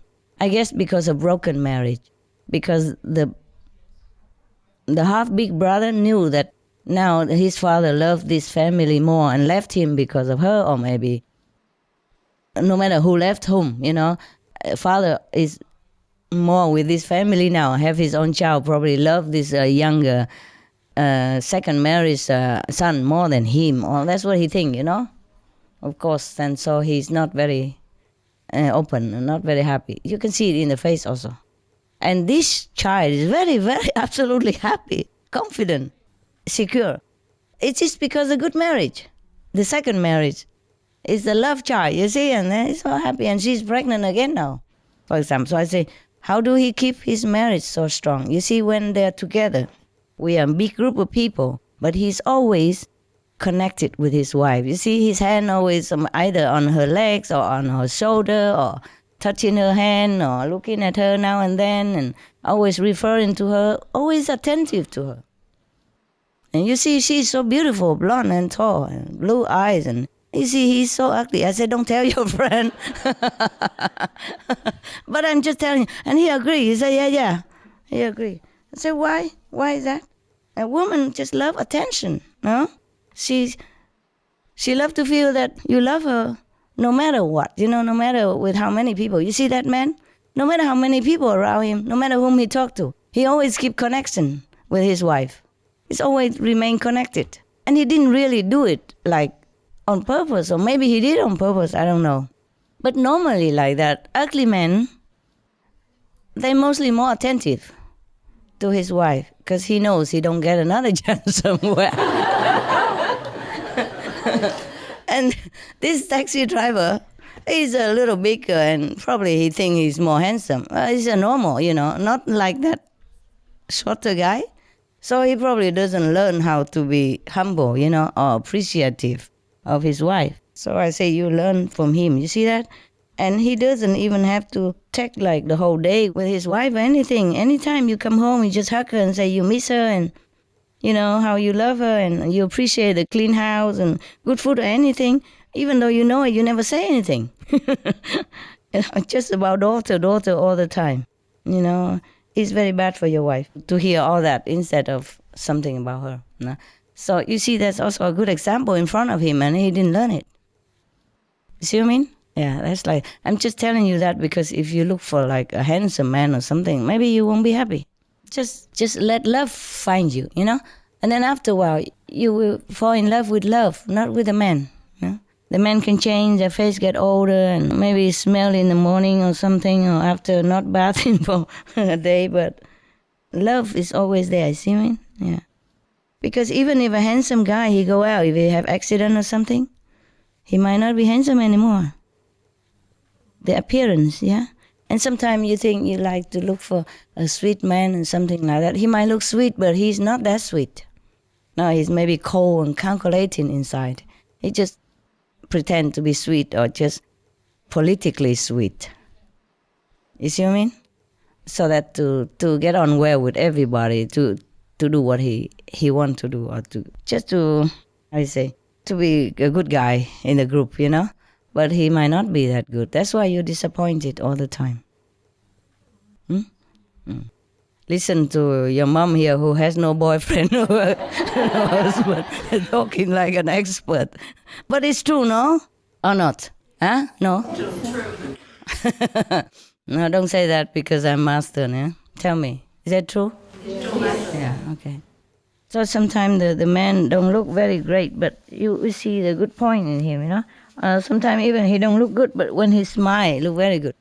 And you tell him that, for example. You have to also be loving and kind to him also. And then you get that in return, and then more and more all the time build up together. But if you expect too much in the beginning, then you're bound to be disappointed very quick and lose interest very soon. Master, just recently I did meet a very nice fella. Mm-hmm. Not good looking or anything, but inside I felt he was very beautiful. Mm-hmm. But the thing is that he's still unofficially divorced. Mm-hmm. So my heart just shut down because I knew that he wasn't divorced and I didn't want to have conflict with my practice. Mm-hmm. So I just shut down. Mm-hmm. Yeah, wait until he divorces and see if you can open again your shop. When will he divorce? No, I don't know. Okay. I didn't take it much further. So I do try to look for more the qualities rather than just the material or the physical. Okay. It's just that I don't know. I don't know what I do that frightens men. I don't know. Mm-hmm. Maybe it's because I'm too business orientated or independent. Yeah, it's true. You're too successful. Also, you're too independent and too smart. Also, that doesn't help either. Yeah. Man doesn't like smart and successful woman. No. You have to be less successful. Less intelligent. There's a very funny story about one of the Chinese residents told me, some of the wife of that they know outside, And normally when the husband is at home, then if she see like a cockroach, she say, "Oh, cockroach." Then the husband say, "Leave it to me," and take it out. But at home, if she anything, she just, sweep it up herself. But if a husband at home, "Oh, I can't do that. I can't open this can." No, actually, a can is difficult to open. So instead of finding a man, I just buy the can opener. The jar, the jar normally very tight. So I give you a tip even, right? Just buy those professional jar opener. It helps. So you don't even need a man for that. Or you use a gripping kind of hand plastic glove. And first you knock a little bit, or you turn it upside down, spank the bottom of the jar. Then you open easy, yeah. But if the jar is too big, difficult. I don't know why I tell you about the jar, man. What's a boring thing? Yeah. Okay, so wait until he divorces. Maybe try again to see if it works. Okay. Yeah? And then, Master, about the Yeah, you know what? You say you try to look for a quality man, but then you try to look for a marriage man so that you can have excuse and tell me that, oh, he's married anyway. Subconsciously. No. Okay. Yeah.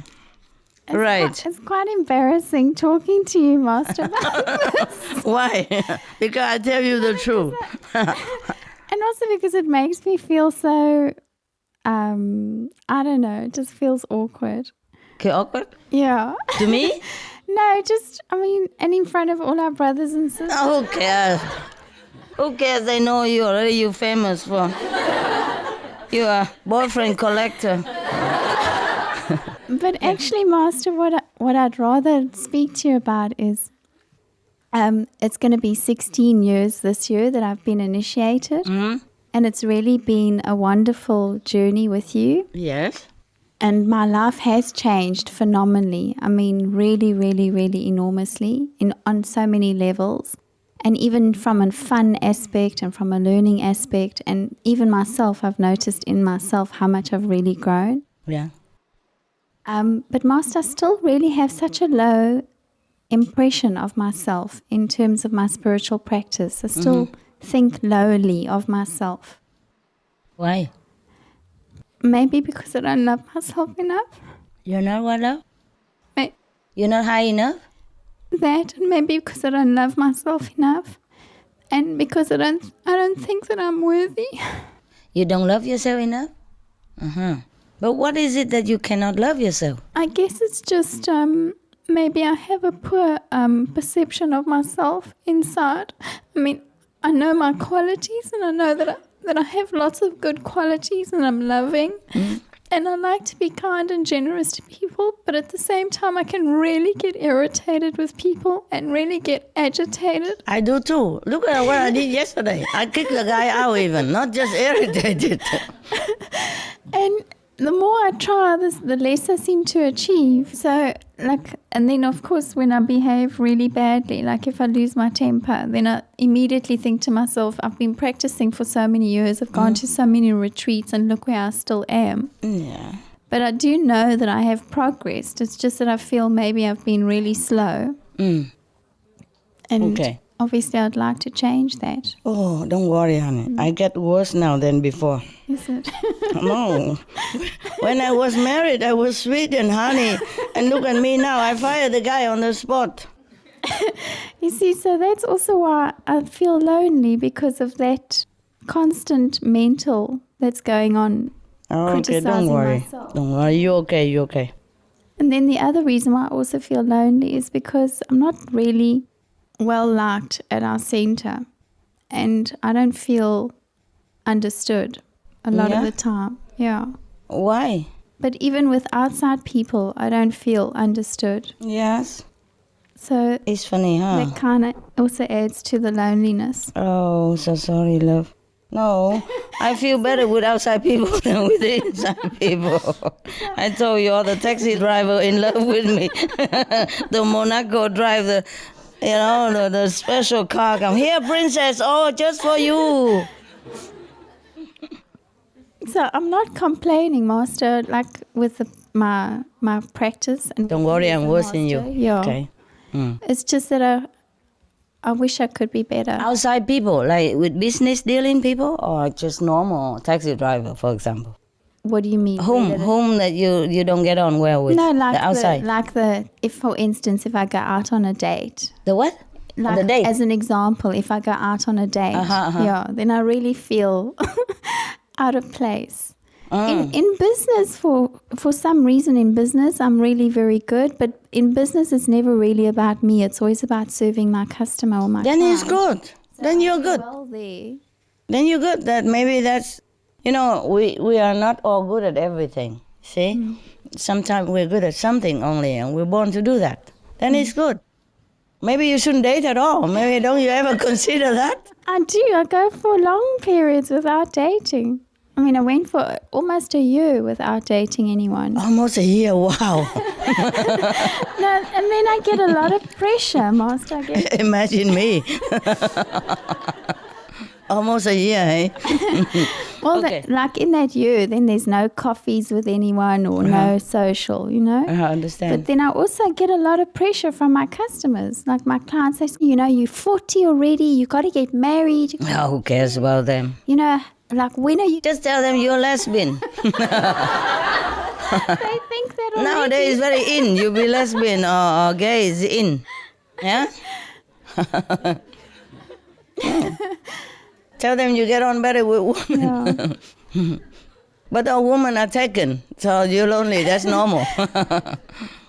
Okay. So the self-esteem, I think, is really the big issue, Master. I don't know why you have your self-esteem so low. You're doing well and you're so good and so devoted, you know what I mean?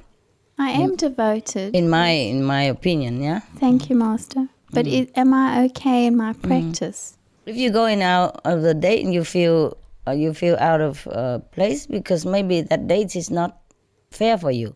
It's not good for you. Maybe you're just lonely, just grab a man just to pass time. Yeah. Maybe you're not sincerely looking for a date, that's why. See what I mean? The poor guy, don't. He doesn't know, he probably are serious, you know? And you're just not serious, so try to be serious next time. But never mind, even if you're not serious, you know, people are not just go out to coffee and jump into marriage right away, you know. Normally people get to know each other and that's normal. And if it's not suitable, then why not, you know, just au revoir. What's wrong with that? Out of date maybe because he doesn't know how to talk. Most men, they don't talk much, you know. Yeah. Yeah. And I do get bored, Master. Or get bored, yes. Yes. Or you have to do all the talking also. It's okay. I'll get into a taxi and they love to talk.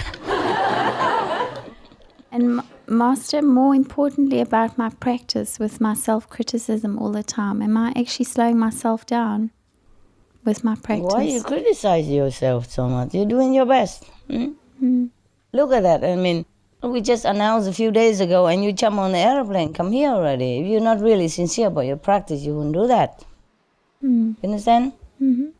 Mostly the people who came in the first batch are the most sincere. I mean, there are exceptions, of course. See what I mean? There are exceptions, but because they just drop everything and come. Except other people who also like to do that, but they cannot. That's different. But if they can, and they come right away, then they are really mostly sincere. It has nothing to do with level of practice. At least they're sincere. See what I mean? But it's okay. You maybe you're too hard on yourself because you've been failing in your date, and then you think you are just you just got the wrong guys all the time, and you think nobody likes you. You have to have the right guy, or nothing. You know why? It's rather to be alone than be with the wrong people. They could hurt you and make you feel very down, make you feel unworthy even. Understand? Make you feel low self-esteem. So better to pick up the real, real thing. And if you date, then set your mind first at ease that I'm just going to have a coffee with him and have a chat with him. No fixing things in advance, no imagining romance or anything. Then you won't feel so disappointed. You understand? Don't like the guy immediately. Or don't think that, okay, I'm going to marry him or something like that. Just have a coffee, yeah? And talk about weather and CNN, whatever, huh? Climate change, and vegetarian diet. Convert him. Every time you go out on a date, set a mission. I do manage that. I have converted a few. In 2 weeks, I get this guy on vegetarian diet. In 3 weeks, I get him on vegan diet. 4 weeks, I drag him into the group. Convenient method. In 3 months, I make him my brother.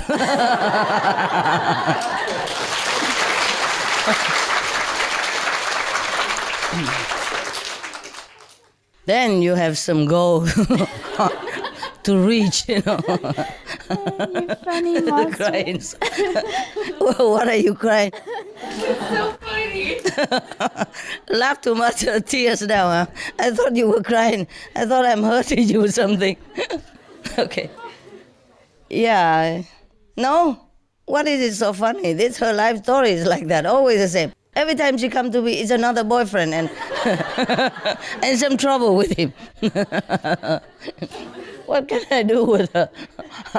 I can only make fun, so she don't take it too seriously and crying all the way back home.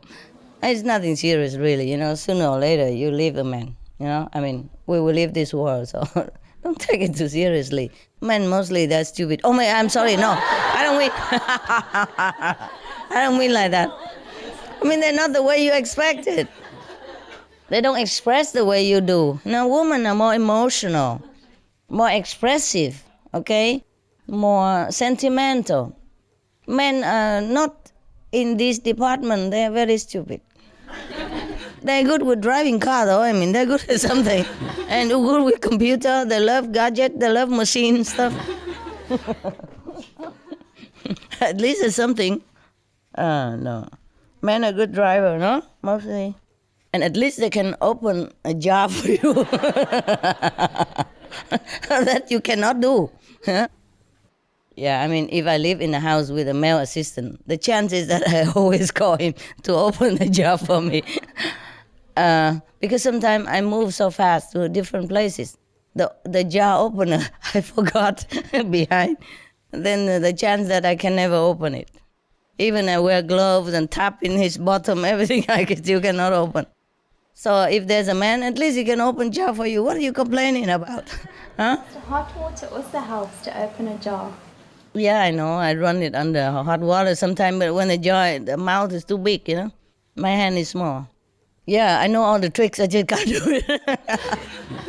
If it's small, it's successful. Yeah, my tricks are successful. What I mean is, when it's not successful, then I have to call the male assistant, and it's quick. It's 100% that he will open it like nothing. So sometimes when I live in some places, no electricity, and maybe just solar light. But then you have to pump water sometimes. And the electric, generator, the man, they can just do it like this, and then boom, boom, boom already. And I'm working like in a gym, Wow, and it doesn't move. It moves maybe, but it goes like that. It doesn't go boom, boom, boom, and it doesn't start at all. No matter how I try. The string goes out, okay, but it just goes ta-ta, and then nothing happens. So men are good at something. Don't be so disappointed. And look for this quality, a generator starter. Huh? How you say? Jar opener. Master, can I maybe give her a bit of advice? Give some advice. She badly needed. I think if you stop looking, often things come to you. It will come. I told you, let love find you. See, just lonely, too lonely. Meanwhile, almost a year already. Sometimes you have to wait longer, no? I don't know why you're so lonely. Go in the mountain. Be alone. No. Yeah? No, I also get lonely with my family, Master. But you're lonely? Even with my family. Yeah, that's why you're lonely. I told you. You're lonely among people. Because I'm different, yeah. Yes, I know that. I'm different, I know that. So it is Don't worry. for them, Don't worry. You cannot be worse than me with my assistant. Yeah. The more assistant, the more lonely I feel. Yeah. Yeah. Yes? No, I wanted to talk to you more about my meditation. Yes. Because, when I listened to you on the videos and when you said you came out of your 100 hours, then I can feel this deep sense of longing to wish that I could do something like that too. So you go to the mountain. But Master, I really struggle with my meditation. My concentration is so bad. I understand. Because you work. I do. I push and every day I meditate. But really, for me, it's like work. It's not blissful enjoyment. The only time it's bliss is when I do see you, when I come to the retreats. Okay. Otherwise, it's all... I have to open this and they'll let you come every day then. Listen here. Why you come here, you feel good. Because here nobody reach you. No phone ringing. no expectation from you, nothing, no family member, nobody expect anything from you. The same if you go alone in the mountain area alone, or be alone somewhere without people who knows you, that know you where you are. Without responsibility. Turn off the phone. Well, it was easy for me because in that area there's no phone. Phone don't work. Yes, the phone doesn't work at the time. But doesn't matter still. You don't let people know where you go for a while, at least for a few days. And if you can, then do longer. You feel different. Here also the same. Yeah. Even though you are among brother and sister, but nobody expect anything from you. You are you're fully free of responsibility. That's what it is. At home, I told you, even with my dogs, they also love me very kind, and I love them so much, but they also are responsibility. And I have to see, how come you're limping? How come you're scratching here? How come you're so quiet today? If you bark too much, why you bark so much today? It is, yeah. And at home with your family or your dogs or you always have to be dragged into their world also. Yeah. You see what I mean? And so you are not completely free. That's why you feel good here. Not because you see me only, but because here you are free. Okay. Yes? Yeah. Just like also the same if you go into an unknown area, nobody know you, also fine. But sometimes be alone, farther from the people, you feel more yourself. And then you can concentrate better. Even you don't have to concentrate. In the place that I told you that I didn't want to live, the moment you enter the gate, it's completely different feeling. The sound is just, like, drumming in your being. You understand? You hear the sounds like there's a big orchestra going on right into your ears or your... I would love that. Yes, you understand that? Yeah. You understand that, you see? I haven't had that experience, but I understand, yeah. So find some place where you can feel that is your home, your place that you can do retreat now and then. It don't have to have even running water. My place don't have running water, don't have electricity. Yeah, okay. I wash daily with cold water. Only when I take a real bath or shower, then I boil water and put it into the tub or whatever you have, or bucket, You don't even have to wash every day. There you will feel clean. We only feel dirty mostly because of worldly, dusty contamination, and also people's energy. Yes? And the more you know people, the more you feel more agitated. Because the people who do not have a spiritual inclination, they are more heavy. They're heavier than you, perhaps, even though you think you're lousy. But at least you have somewhere to turn to, You have the teaching, you have me, you have your brother and sister, you have some nice memory to think of, and you have something like a shoulder to lean on invisibly, yeah? But most people outside, they don't have it. So they're very burdened, burdened. And they're suffering inside. So if you're around them, you feel it. You feel, even though invisibly, but it burdens your soul also. And sometimes you are agitated for nothing, for no reason. No reason, yes.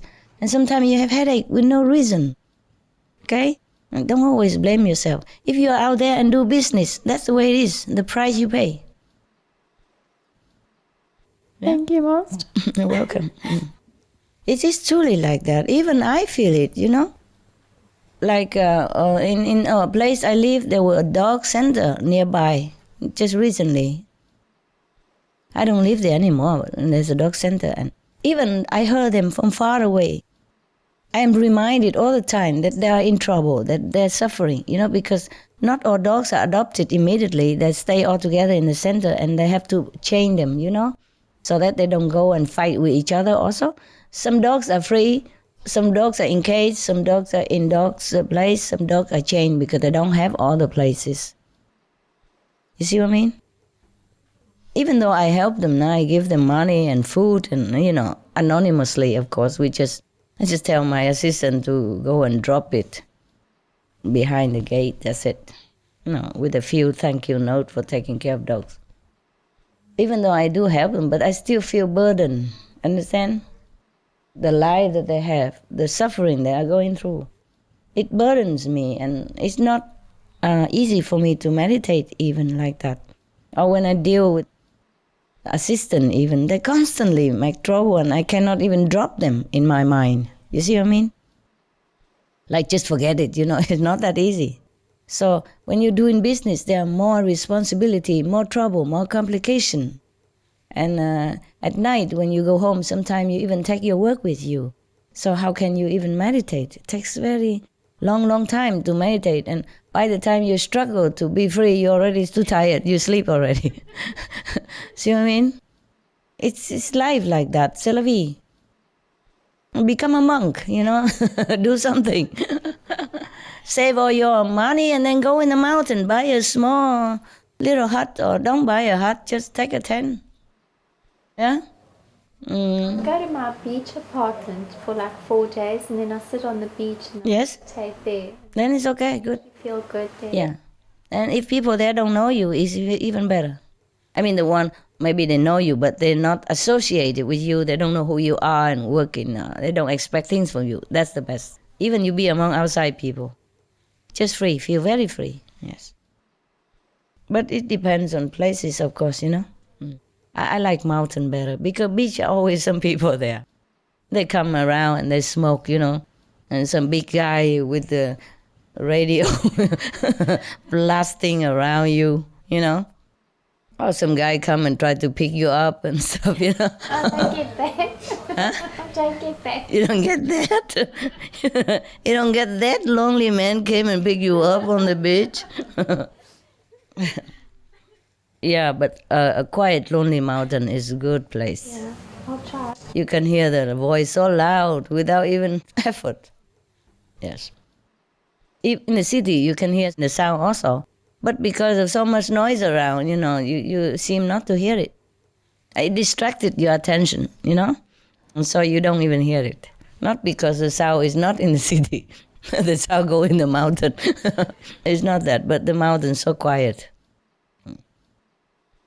Beach also good, yes, but it's just always a chance that the people around, and you're not free to meditate the way you want, that's all. Well, never mind. Here is good, at least come now and then. Okay, it's open now. Anybody can come anytime now, right? But it's long way, hey. How many hours? Master, it's about 10 hours for the one flight and then 1.5 for the other. So it's about 14, 15 hours. But the funny thing is I'd already booked to go to Taiwan for 12 days. To do what? Just to go and meditate in Taiwan. In Sihu? Yeah, okay. From the 29th of March, the 10th of April. On this? Oh, just coincidentally? Yes. And because I had a feeling that you would see us, but I wasn't sure when. And I wanted to meditate. I felt I wanted to meditate and recharge. So I made plans to go to Taiwan. Yeah. And then, of course, your announcement came. So you changed the ticket? No, I kept that ticket. I'll go another time. And then I bought another ticket for this one. Wow, you should feel lucky that you could afford it. Yes, thanks to your grace. Yeah, you're a very lucky woman. I don't know why you're lonely and sad. People say if you're lucky in money, you're not lucky in love. Some people say like that. Yeah. Maybe that's why I'm lonely too, I just have money. So, Master, I put my name down today to stay longer if I can. Yeah, sure. Stay as long as you want. Thank you, Master. Everybody, every of you. And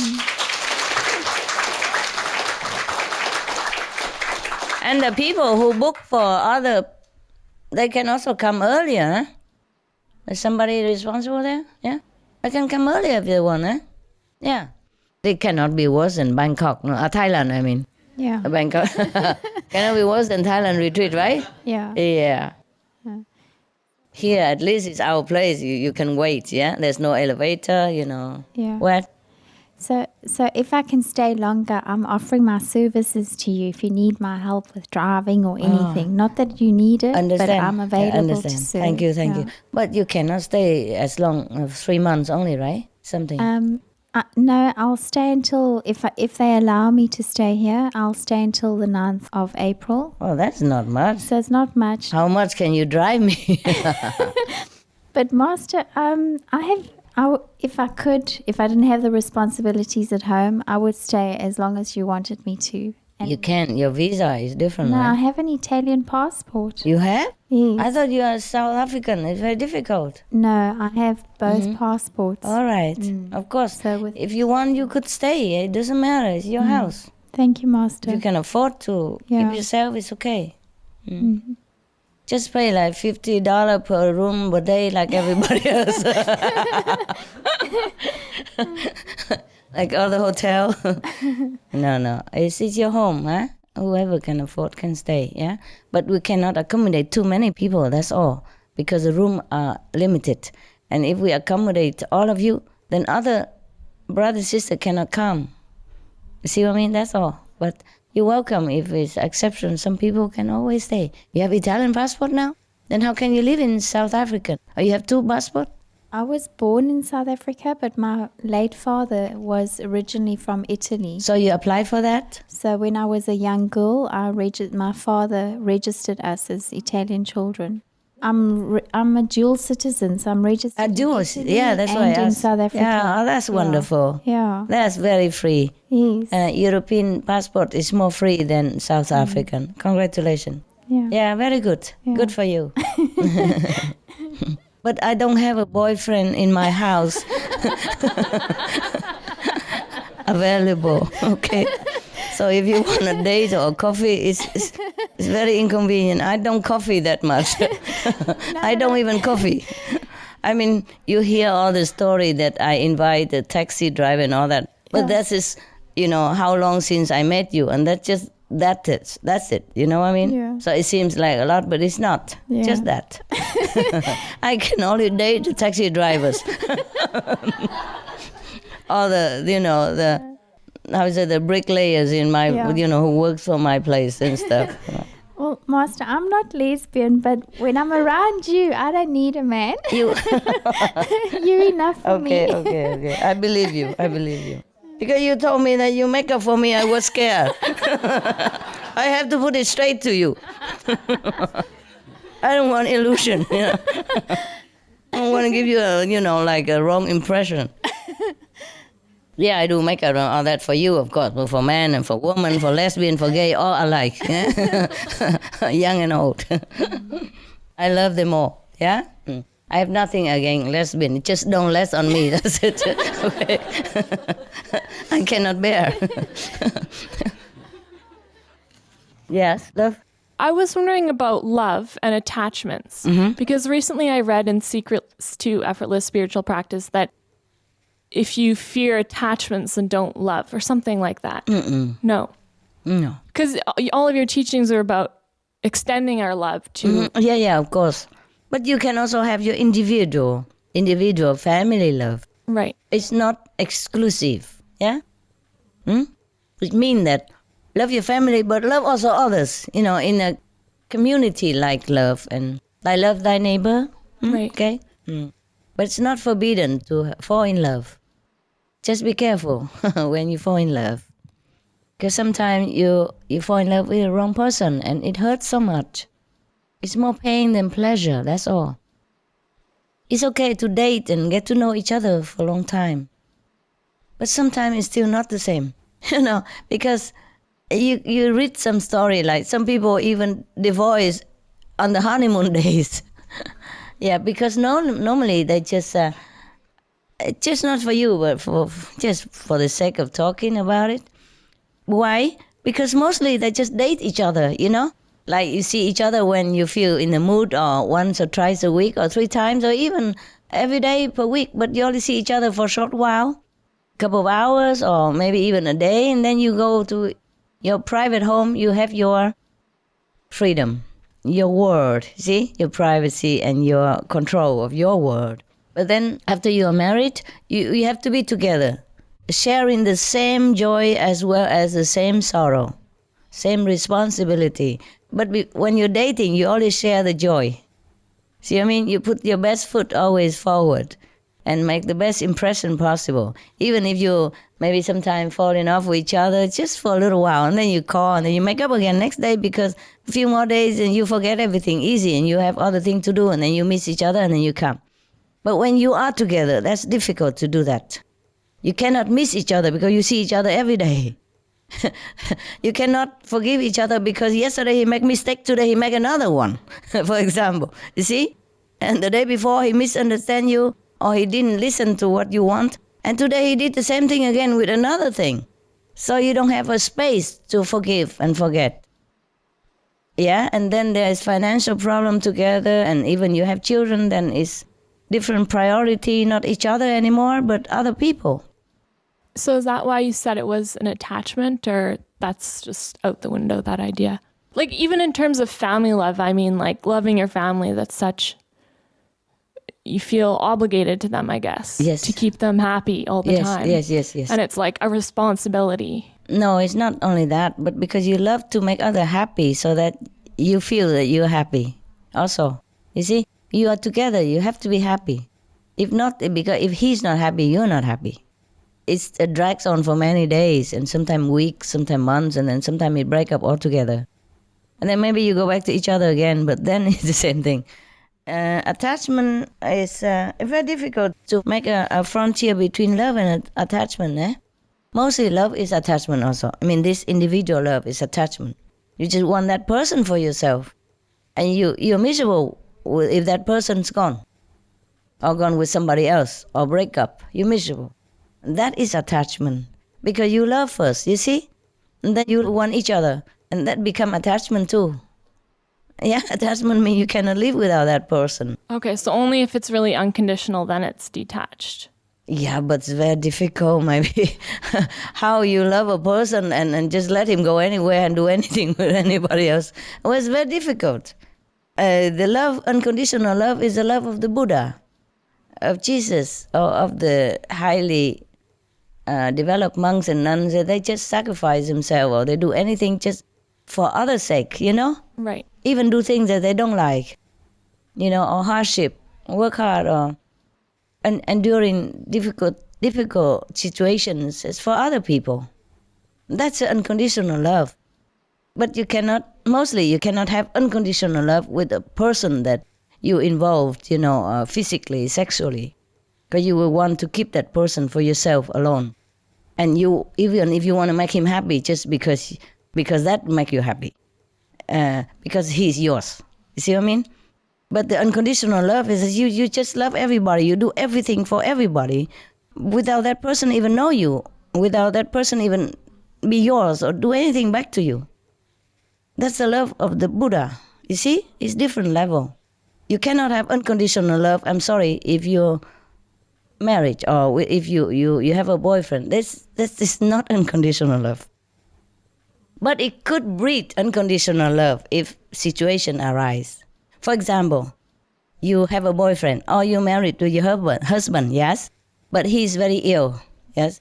And then maybe he needs a liver transplant, and then your liver is matching. And even though giving a part of your liver, it could be very dangerous to you, but you would gladly do it because you love him. And that's also maybe unconditional love, or partly or highly unconditional love, okay? That could also be unconditional love. But still, because he's yours. See what I mean? So it has a little bit of condition in it. You want him alive for you. See what I mean? Yes. Or you cannot bear to see him die or suffer. Yes, because he's yours. Because you're deeply involved with him. You want him there. You want him in your life. Yes? But the unconditional love is that you help you do things without wanting that person around or doing anything to you or even know your name or even know your face. Don't even think about anything. Just help because he needs it. Whoever, wherever. See what I mean? Yes. Yes. Difficult to have unconditional love if you're together as, like ownership. Okay? That also tinted with attachment and possessiveness, no? And self-love also. It's nothing wrong. It's not wrong to love your partner. It's not wrong. It's not the great general love like we love the world, you see what I mean? love the people in need, yeah, it's different. But it's different. Personal love is very deep and very satisfying also.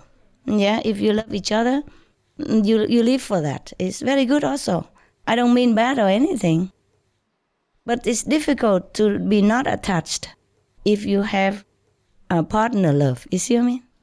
It's also a part of God love. Eh? Part of, yes. Any love is a part of God's love. Even if you love your enemy or you love your boyfriend, it's a part of God in him that you love, attracted to you, okay? Just don't forget always that he's also part of God. And love him as thus also, not just a physical being. Yes? So it's easier to forgive and love him more that way. Yeah? Don't forget he's also God, okay? Even if he's not initiated or not vegetarian. Then you can love him more and easy to forego his mistake, overlook his mistake. All right, any more romantic thing? You done? Two liters? Yes, thank you, Master. Yeah, the Master, the I'm expert. stuck again. No, many years ago you told me that I must get a boyfriend. I must? Yeah. You say I must? You told me I must get a boyfriend. I must get a boyfriend. Yeah, and then the one time I asked you, why do you say I should get a boyfriend? And then you said to me, well, why do you think? So then I said back, well, I think maybe because it'll make me more loving. So there's still a part of me that wonders about, is it true? Would me having a boyfriend, someone to love, make me more loving, which will be better for my practice? Yeah, I don't know, because you have tried many times already. I cannot sure anymore. No, at that time only, because maybe you were longing to love somebody and you were lonely. So I say, just get a boyfriend. And sometimes I tell a man, get a dog. Because he needs it. You need it, okay? I just want you to know that you're free. You don't have to be so ascetic or anything. Yeah. If you really want a boyfriend, just get one. That's what I meant, I guess, okay? But of course, if you get a boyfriend, then you have to be more considerate. You see, if you are an inconsiderate person, then having a partner will make you more considerate. He will nag your attention all the time. You cannot just forget him. You cannot always think about yourself. You see, when you eat, you have to share the food with him. When you sleep, you have to share your bed. When you shower, you have to wait for him, because he's inside or he's shaving or something, or not shaving. See what I mean? Then that makes you think more outside of yourself. If you're not in a level of concentration enough to go inside, then paying attention to others or taking care of others, animals or human, is make you more considerate. But if you practice better now and you're not in need of a boyfriend, then please don't try too hard just because I advise you. If I tell you to die, you would? Blame me or everything. Yeah, the same. There's another assistant, he told me that you told me to have a girlfriend, Master. That's why I have a girlfriend. And I suffer. I say, come on, if I tell you to die, you die? He said, that would be very hard. I say, I imagine. I imagine. But it's not hard to get a girlfriend, is it? No. I mean, blame me for everything, huh? It's just our minds that always think you know better, Master. No, it's okay, honey. If you want to have a boyfriend, you have a boyfriend. Leave me out of it, okay? Okay. I just want what's good for my practice. I don't remember to tell you you must have a boyfriend. Maybe you just wanted to hear what you hear. Maybe I didn't say that. Maybe I say you mustn't have a boyfriend. And you forget the behind that. Maybe you were just teasing me because the next time you told me I must get married. Yeah. Yeah. Do what you want, honey. It's your life, okay? Do what you want. Thank you. You have the right to fall and rise. You have the right to have mistake and recover. You have the right to feel sad and return to happiness, okay? You have the right to experience with the life in this physical realm. And you have the right to even want to be initiated or not. And even after initiation, you have also the right to stay with us or you go. You have the right, everything. It's your life, okay? So if you ask me, then I say, okay, do what's good for you. If you keep talking about boyfriend all the time, then I say, okay, have a boyfriend. What else would I say? Have a girlfriend? What I mean is, I'm very liberal. If there is a liberal party, I be the chief. You know? Yes, I believe in your freedom, in everyone's freedom to experience right or wrong. I'm just a guy, yeah? If you choose to follow me, it's good. If you choose to make mistake or do it your way or try it, or, you know, to see how it goes, it's okay too. Why not? Because if I keep telling you everything, then you have no life anymore. Yeah? You become like a rigid monk. Okay, meditate, eat, sleep, meditate, eat, sleep, work, meditate, eat, sleep, work. Nothing, no boyfriend, no. Have a boyfriend if you want a boyfriend. What can I do? I mean, if you're longing to have a boyfriend and I tell you not, this will make you feel worse. No? You feel more like inhibited, you know, like struggling even more, see? Because sometimes if you have too much of a thing, then you fed up. Then you stop. Okay? Maybe sometimes better that way. But depends on person, eh? Depends on person. Okay, what else? If you want to have... Oh, you keep talking about boyfriend all the time. No. Then I think you do want one. Master, you know, this is why I tell you about my lack of confidence in my practice. Because... because I know you can see my karma, so I know that you can see my... But it changes all the time, honey. It changes. Yes. It changes with yourself, it changes with the world. This is why I'm leaning out to you and asking you, because I can't see myself. So okay. I don't see what's good for myself. Like if somebody came out to me, intuitively I can sense for someone else very well. But when it comes to myself, my sensing is very bad for myself. Understand. So that's the only reason why I'm asking. Never mind. Have fun. Try him, and if it doesn't good, kick him out, get another one, whatever. Why can't you just leave the man alone and just be alone? Yeah? The more you practice, the less you need this kind of thing. Just sometimes you work too much and you stress out in the world. And then you are more overwhelmed by the karma of the surrounding. See what I mean? Then you go down, and then you really feel like you need somebody. But bear in mind that body might give you even more trouble than you expected. Because sometimes we think, okay, if I have a nice man who loves me and take care of me, then I feel better. But you feel worse. He might bring more trouble than you bargained for. See what I mean? So just let it go. Whatever it comes, eh?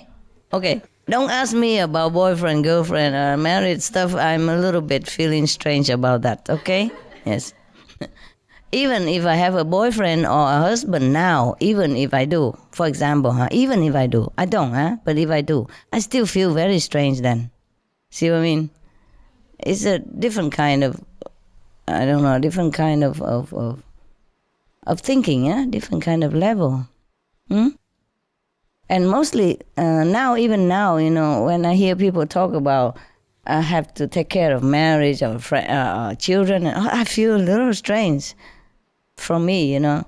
I mean, why do we have to talk about these things? What is it there, you know what I mean? But for most people, that's the most important thing in their life. That's all they talk about. See what I mean? And if you are within the world and you're not unavoidable that you are influenced by their thinking, by their talking, because we are all connected and we have radio in here, see? So what happened to other people affect us a lot. It's collective karma, understand? So don't always blame yourself. It's a price to pay for being in the world. For being, working there and being successful or not successful. Being in the pot, in the mixing pot. Yes. Okay, anyone else? Love, romantic, married, behind there? Wow, time passed, eh? 2 o'clock plus. Wow, 1, 2. More than 3 hours. 3 hours, kind of. Oh, yes? Hi, Master. Hearing you say all of these things, though, how do you find a good balance between the mundane world and practicing? Because... finding a boyfriend and all of these things, it's just us trying to find God. Do you have a boyfriend? No, I don't. No, then don't ask. I know, I'm not talking about that, but how do you find like a good balance? Because... How? How do I find a good balance? Yeah. Difficult. There's a price to pay for everything in this world. Mm-hmm. If you choose to struggle with feeling alone or loneliness sometimes and avoiding the other complication, then you stay single. But if you want to pay the price for having a taste of, partnership, yes, then there is also other complication to go with it, His or her personalities, his or her background, his or her complex or level of consciousness. You see what I mean? That bring things into your life, whether interesting or miserable or, or sadness or trouble. But not even like regarding boyfriends, because you say that, when we mix with the outside world, we get influenced by other people's thinking. Definitely. Then how do we know that what our own true thoughts are? Mm-hmm. How do we know? Okay, whatever good for you, that's yours. Whatever you don't want to, but still bugging you, that's not yours. Okay, I don't know what I want though. I feel very lost. Mostly, what do you want? I don't know. My life is a little bit strange right now. I'm like in what? A good transition. Well, last year I focused, all on the physical aspects. I had a job, friends, whatever. And then because of your grace, this year things have changed rapidly and very dramatically. I told you I was in New York last year, and when my job ended, I was planning to drive back.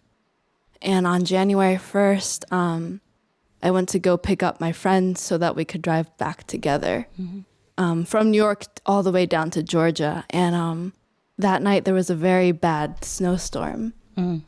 And I totaled my car. Yeah, I should have died. I really should have. You haven't. And I haven't, yeah. Oh. What a luck. Yeah, it was because of your grace. And how you know? I wasn't there. I just know because the car was completely totaled. Understand. Normally, people would have died or badly injured or paralyzed. Exactly. Yes. And I only had like a scratch on my hand, and that was it.